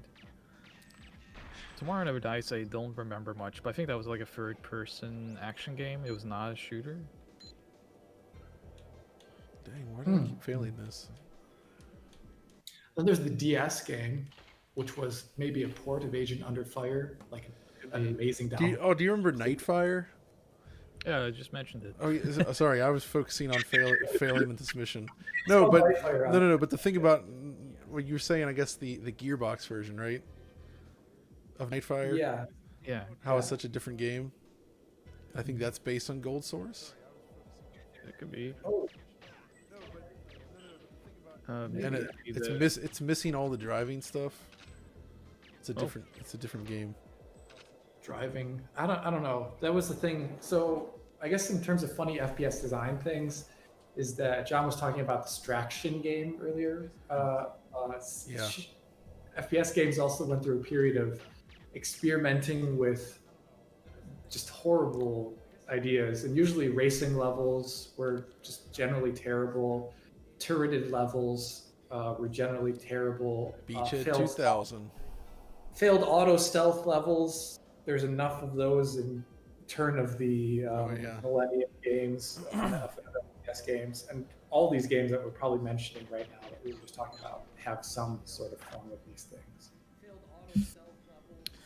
Before we continue this conversation, Yura Sensei, hey guys, could you name a place or two in a video game that you enjoy so much just hanging out that you wouldn't want to rush and leave? So like, just hanging out in game. You know, it was awesome. Actually, I kind of did this. There's two places. Weirdly enough, the Talos Principle, the world and the Talos Principle, in Talos Principle VR specifically, like it's just such a cool, peaceful, interesting place to be. And along the same lines, I would also say, what is it? New Retro Arcade. The VR. The VR virtual like that place, the new Retro Arcade with all the MAME configuration and stuff, just like being in that place is just awesome. Mm-hmm. Yeah, I think I would say that like Kakariko Village and Link to the Past is like one of those areas for me where I don't leave it. I like the music and just atmosphere, and places like that. Yeah, what was it called in Final Fantasy VII? Golden Saucer. The Golden Saucer. I always spent a lot of time there rather than the game itself because I wasn't that big of a fan. But I like the Golden Saucer. So that would be the area I would look the most forward to in remakes. I love that cutscene. I'm gonna say I don't want to leave the Perfect Dark menu because I'm jamming out to those sick tunes. Yeah. And probably Majula in Dark Souls 2. People don't like Dark Souls 2 a lot, and they always say it's B-team material, but I really like Dark Souls 2. Wow, really interesting. I think Majula has the best safe zone hub feeling of them all. It's just like wistful and unhappy and just want to make the world be mended. It's really good. So the world might be mended. Yeah. Oh no, they didn't update that. Oh no. Oh no. So what? Someone had a really bad day there. What was that? You know, that's like a. I'll just look at that. She kind of thinks this. Appropriate for the big head mode. Yeah. It is the big head cheat. Yeah, well, it's actually, I think it's the Donkey Kong cheat we were saying, because they have the big head and arms. They just don't call it that in the menu. It is just called big head. Mm-hmm. And yeah, you can emulate this on Xenia, Xenia, the Xbox 360 emulator. I'm surprised it's this far along. I had never really looked into 360 emulation before. Yeah, it's a really good emulator, actually. Like the guy in the chat, Triangle, is one of the developers on it. That's right, Oh. yeah. They are doing enough to preserve their back catalog for the future. We can still watch a nearly century-old movie like Metropolis, but to try to do that with an old classic video game. Yeah, so preservation of video games, huh? Yeah, I want to say that film went through an era of destroying and forgetting about its past too, and I think that's going to happen for a while in games until it reaches a tipping point when they realize that these games are disappearing, and maybe then there's some sort of cataloging process. But at the same time, there are people taking look at this with like video game museums around the world, like the one in Rochester, New York. I definitely want to go there. They got some interesting collections recently. Yeah.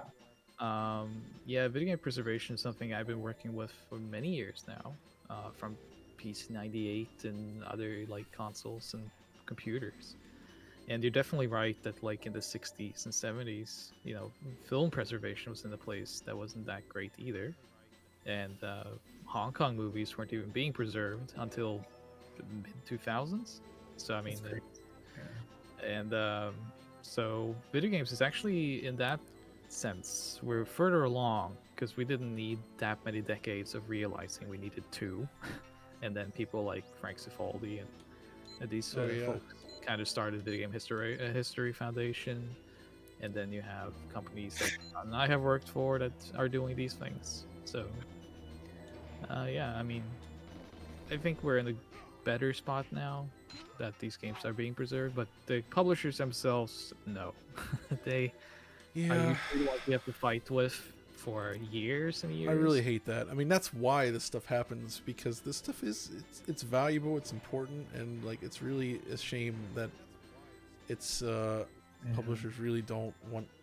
I mean, I get it, but it's still unfortunate for the medium.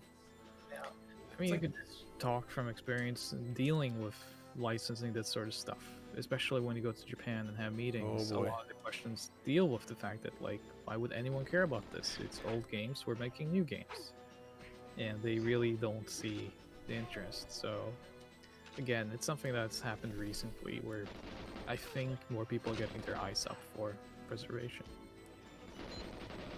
Yeah, that is true.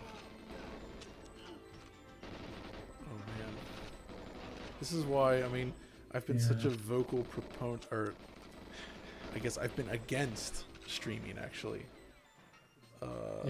Because you mean streaming, like Google Stadia? Yeah. Because not streaming. No. And only because, let's say you make an exclusive game for like Google Stadia or something, and it's gone. The server shuts down. The game never saw release anywhere else. Due to the streaming nature, it's going to be virtually impossible, very difficult to get. Oh, dang it! Get out of there. It'd be almost impossible to preserve it, basically, because you wouldn't be able to get access to the files or anything like that. Yeah, I mean, just you can go even further back with this. To look at Sega Channel and like the satellite view for the Super Famicom. Oh yeah, that stuff was terrible, and it was a pain in the butt to get it. A lot of that stuff preserved. And the only way it is getting preserved nowadays is that people have like their memory cards and whatnot where the game is still stored, because it's not preserved anywhere else. Exactly. It's a shame. It really is a shame. Should always be a physical backup or a physical option. I agree with that completely. Yeah. I know that Natalia died. She was in the crowd and I shot her. I'm just messing around right now. I know.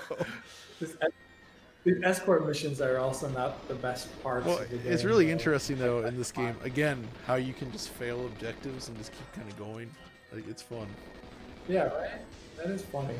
Not a lot of games. Usually, it's instant fail after the objective is not Yeah, completed. and there's none of that here. Didn't Oh, Google Stadia ended its it did. Yeah. for this week? Yeah.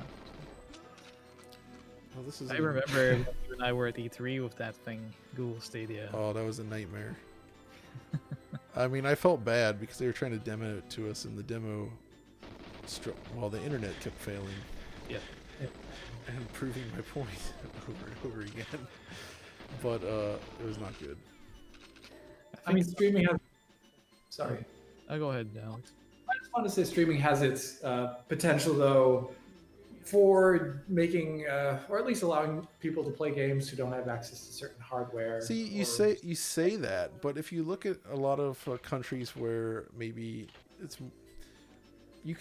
usually easier to get consoles, usually older hardware, than it is to have like a super fast internet connection and a device to play it on, right? Like some countries it's the reverse, but there's a lot of places where it's actually easier for people to just have the hardware and have it all be accessible offline than it would be to deal with streaming, because streaming presumes a certain level of like connectivity and just like infrastructure in place required to handle it. So I don't think it really greatly increases the accessibility of this stuff. The only thing it does is maybe like people that don't care that much about games might possibly play something because they're like, well, I don't want to buy that stupid console because I don't really like games, but maybe I'll try this thing. So you might get a few of those people, but I don't know. But I guess it would be a more affordable way to play some higher end games. Yeah, so that's like the GeForce stuff that they're doing with streaming. You could play some higher end PC games using features that maybe you couldn't use on your actual PC. And okay, I can see that. But again, though, I kind of feel like PC gamers, well, that's probably a different audience. But it's a weird one. Yeah, that's yeah. Man, his poor torn sleeve. I have no idea if Stadia is available in every country. I honestly have no idea. I just remember John showing me the display they had at their E3 showcase, and it was like the Dreamcast, the Power Glove, and the Virtual Boy. No, it was the Dreamcast, the Power Glove, and Atari's ET. Oh, okay. I was like, oh wow, real aspirations there. Hello, Natalie. Look at that's. Someone did ask a really nice semi-controversial question. Do you think piracy preserves gaming? And I think I mean, I don't know about the stream. I think are we streaming something here? I don't know. But I think it does have a really, in the end, a positive impact on historical gaming. Yeah. Not only moments, but overall, wow. Yeah, I don't support piracy of new stuff, or but sometimes it's the only way that anything can actually be preserved, and that's unfortunate. It has to be that way, but that's how it goes. The door locked. Daniel's Gaming Ramblings. Sticking with the espionage theme, have you played Alpha Protocol? It's a great RPG in the Mass Effect mold. The dialogue and choices are amazing. That is a good game. I agree. Okay. It's a little bit janky, but it's cool. Did any of you play Project IGI? Oh, Project IGI. I remember that. It was pretty fun one too. Lots of fun objectives and stuff. So Project Snowblind.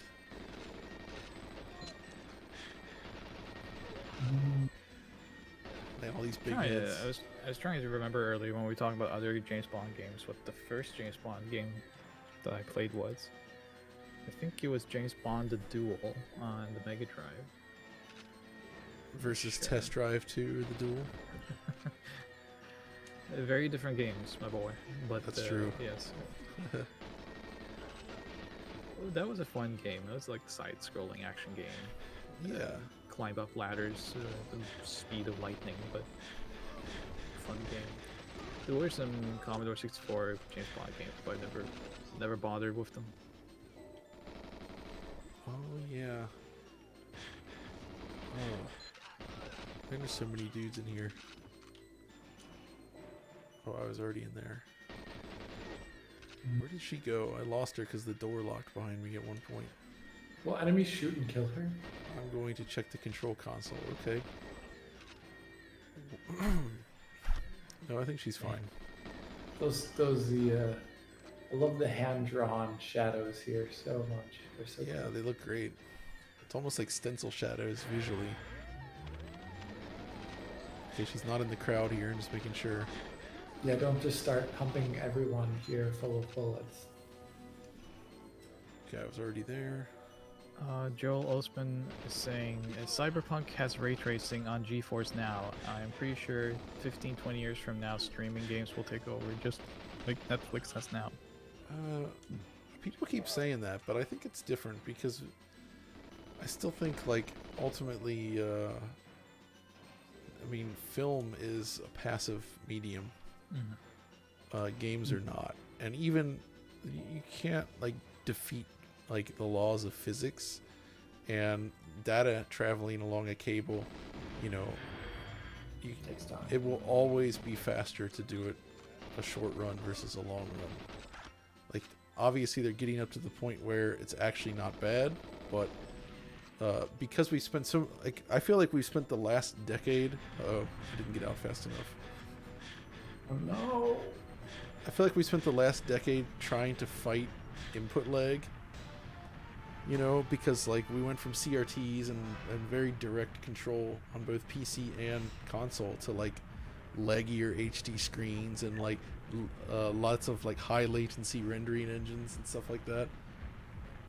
And, you know, we're finally getting back to pretty responsive games, so it would be a shame to see it go completely in that direction. The only thing I would say is that there's also times when historically technology, even if it's in some metric inferior, like it is for input latency and visual quality, like streaming is, it also may just have ease of use in 20 years, for example, that Yeah, may win exactly. out. So that's like a, you know, like, I guess the VHS tape is always the example where Betamax is just like Yep. superior, but VHS won. You know? Yeah.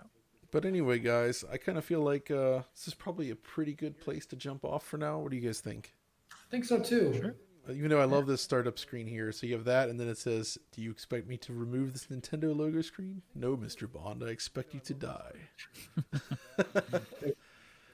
That's good stuff. But yeah, thanks to everybody that tuned in on this stream. It was a lot of fun just hanging out, playing some Goldeneye 360, talking about random stuff. Yeah. And wow, the intro there with the giant head. Big head. I enjoy that. That's really good.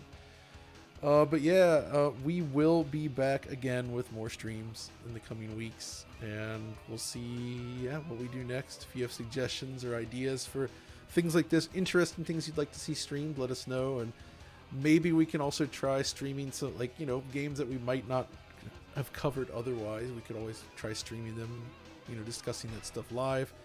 A way to get more information out there and more discussion on the stuff. I think it could be fun. But thank you to you two gentlemen for joining me on this little excursion to the world of Goldeneye. And we have one last super chat there from Shoguns. We need another game intro starring John and Alex on the next DF Retro.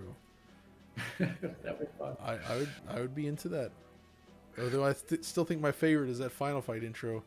That was so good though. Oh my gosh. Like Audie he like redid all the pixel art in such a way to, that was, if you haven't seen the Final Fight episode, go check it out. It's so good.